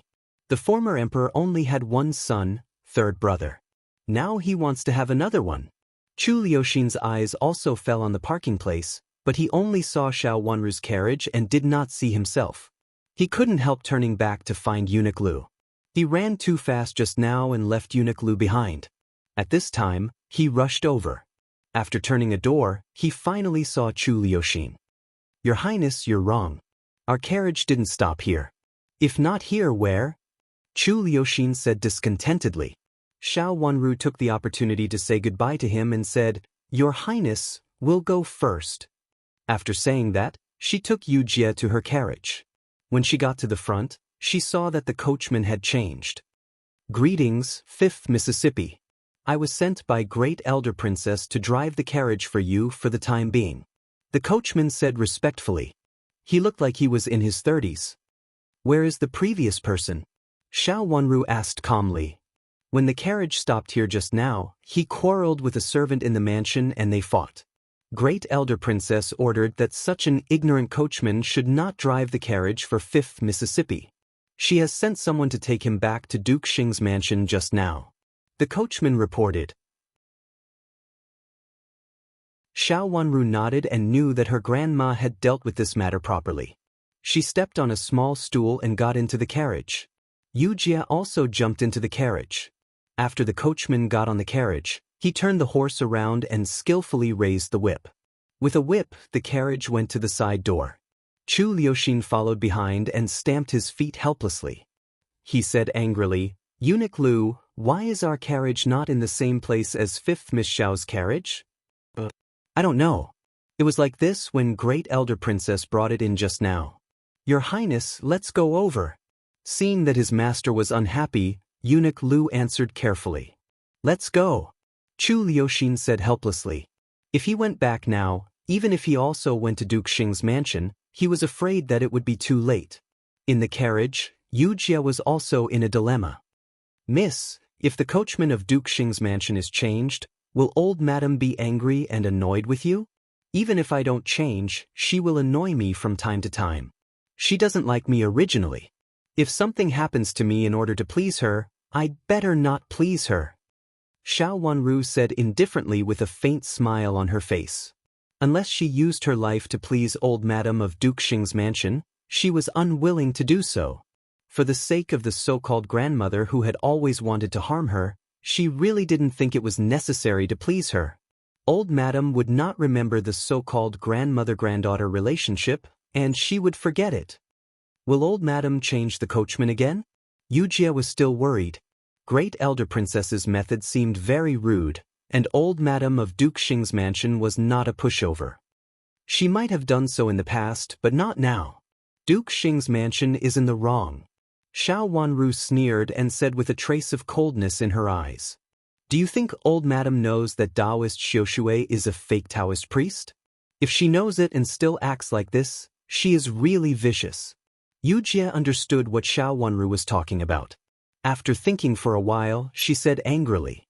It was really not like what a human would do. It was a brothel. So what if she knows it? So what if she doesn't know it? That kind of mansion is disgusting. Xiao Wanru sneered and said with a cold light in her eyes. It suddenly became quiet in the carriage. Looking at the cold indifference on Xiao Wanru's jade-like face, Yu Jia felt sorry for her. Xiao Wanru was such a good miss, but she met such disgusting and vicious relatives. On the surface, they seemed to be hypocritical, but in fact, they were really cruel. The carriage went all the way forward and soon arrived at Duke Xing's mansion.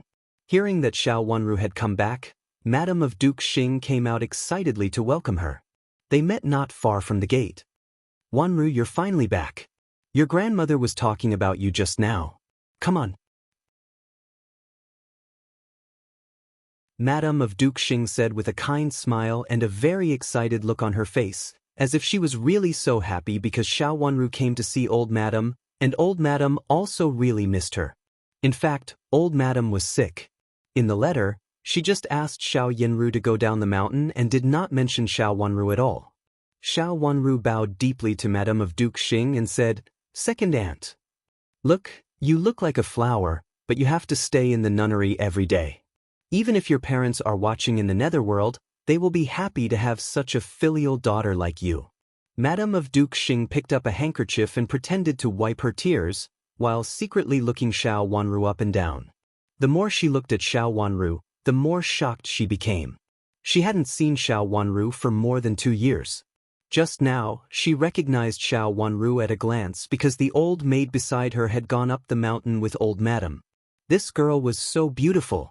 Her face was as beautiful as a fairy in the painting. Not only was she beautiful, but she was also born with charm, which made Madam of Duke Xing feel more and more disgusted. How could a miss from an aristocratic family have such a kind of natural charm? Even if her every move was the same as others, her actions looked more gentle and charming.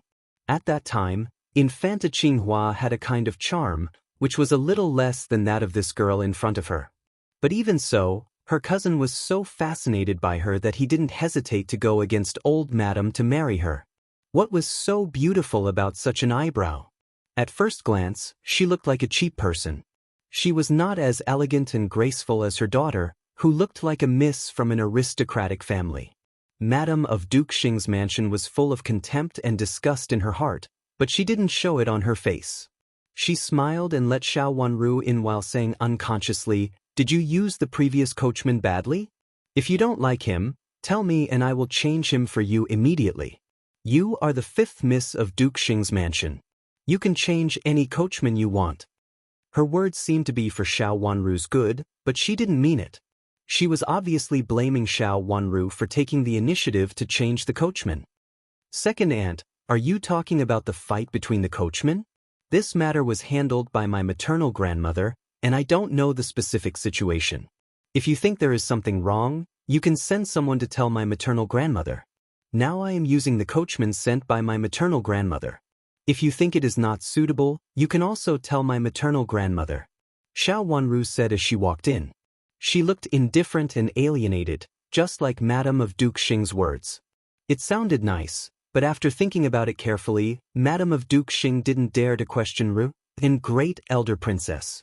How could Madame of Duke Xing not understand? She hated Xiao Wanru in her heart, but she couldn't show it on her face. She could only say with a smile, "This is a trivial matter, a trivial matter. Let's go to see your grandmother." You're tuning in to the Passion Pages YouTube channel. We're so grateful for your support, and don't forget to subscribe to join us on this incredible journey through captivating stories. Your generosity through donations truly makes a world of difference, as it's the primary source of revenue that allows me to expand and enhance this channel for you. Thank you from the bottom of my heart for being a part of this adventure.